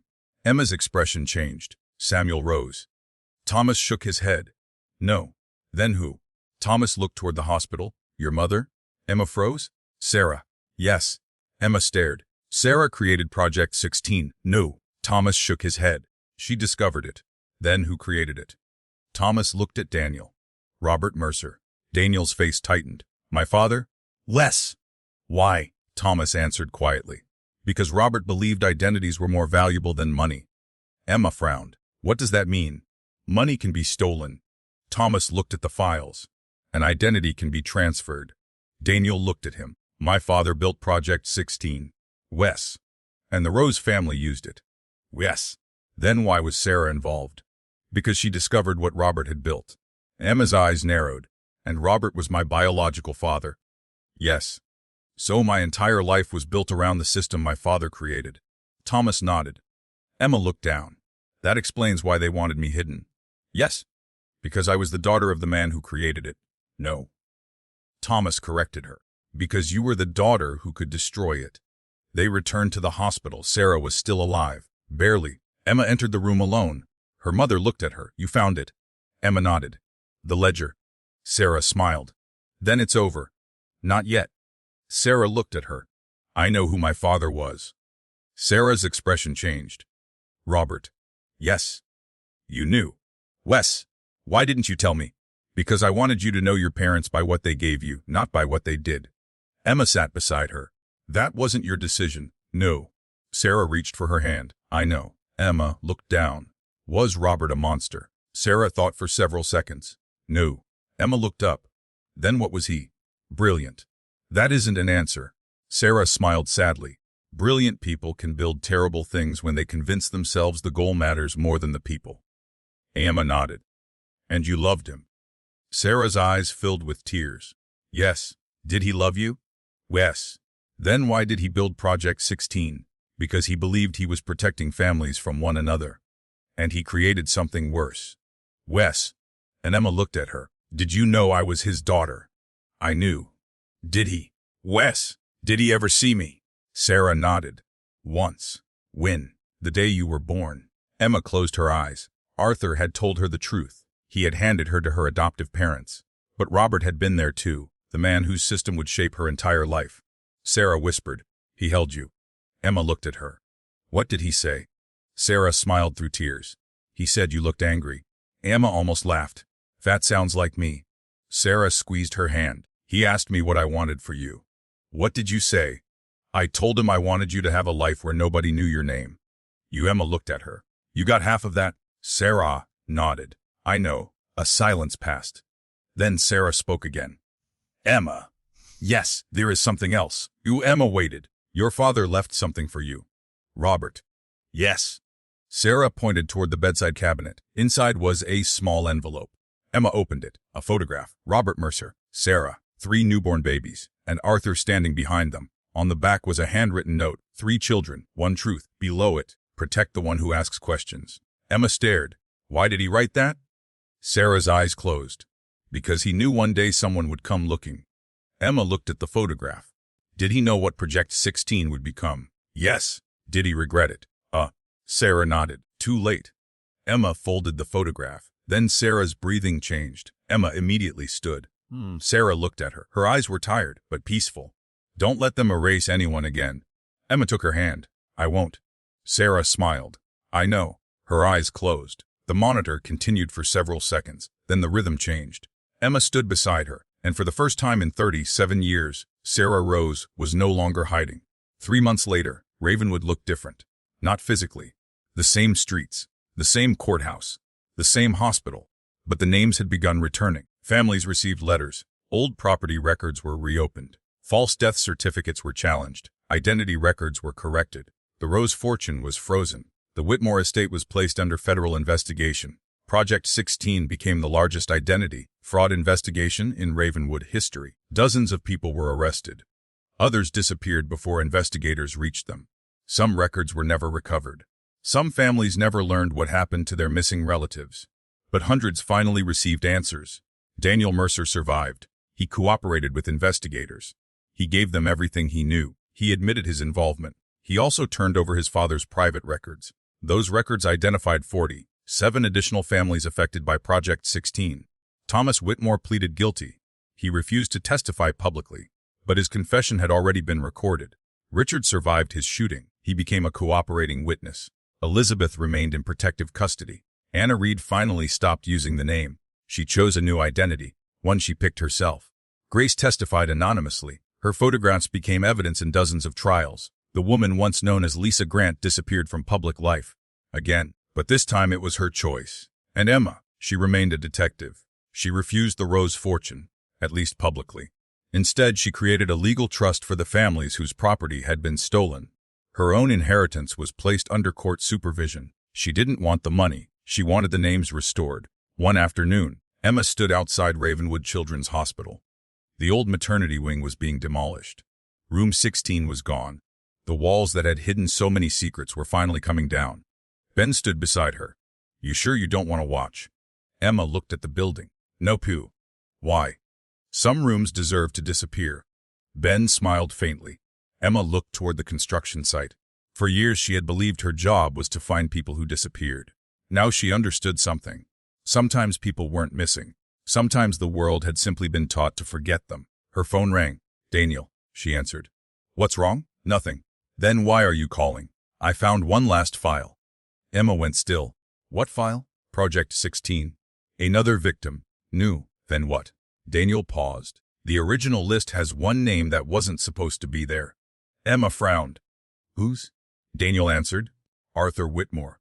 Emma stared. "He wasn't a victim, new?" "Then why is he on the list?" "Because Arthur wasn't just protecting the heir." Emma waited. "What was he doing?" Daniel's voice became quiet. "He was the final beneficiary." Emma looked toward the demolished hospital. "What does that mean?" "I don't know." "Where's the file?" "I'm sending it." Emma's phone buzzed. She opened the attachment. A single page. At the top, Project 16. Final succession below original creator Robert Mercer, primary beneficiary Arthur Whitmore, protected heir Emma Rose, and one final line secondary heir Amelia Rose Whitmore. Emma stopped breathing. Amelia was alive. The entire investigation had proved it. But nobody knew where she was. Then another line appeared. Current status UNKNOWN. Emma stared at the screen. Ben looked over. "What is it?" Emma slowly lowered the phone. "The case isn't over." Ben sighed. "I was afraid you'd say that." Emma looked toward Ravenwood. For 37 years, someone had rewritten an entire family's history. They had erased names, changed births, invented deaths, moved children, stolen fortunes. But they had made one mistake. They had left records, and records could be found. Emma turned toward Ben. "Let's find Amelia." Ben nodded. They walked away from the hospital as the old maternity wing disappeared behind them. The mystery of the missing heir had finally been solved. The heir had never been missing. She had been hidden. But somewhere in Ravenwood, another woman was still living under a name that wasn't hers. And this time, Emma knew exactly what she was looking for. Not a fortune, not a family, not even an heir. A woman whose identity had been stolen before she was old enough to remember her own name. Amelia Rose Whitmore. And Emma Rose was going to find her.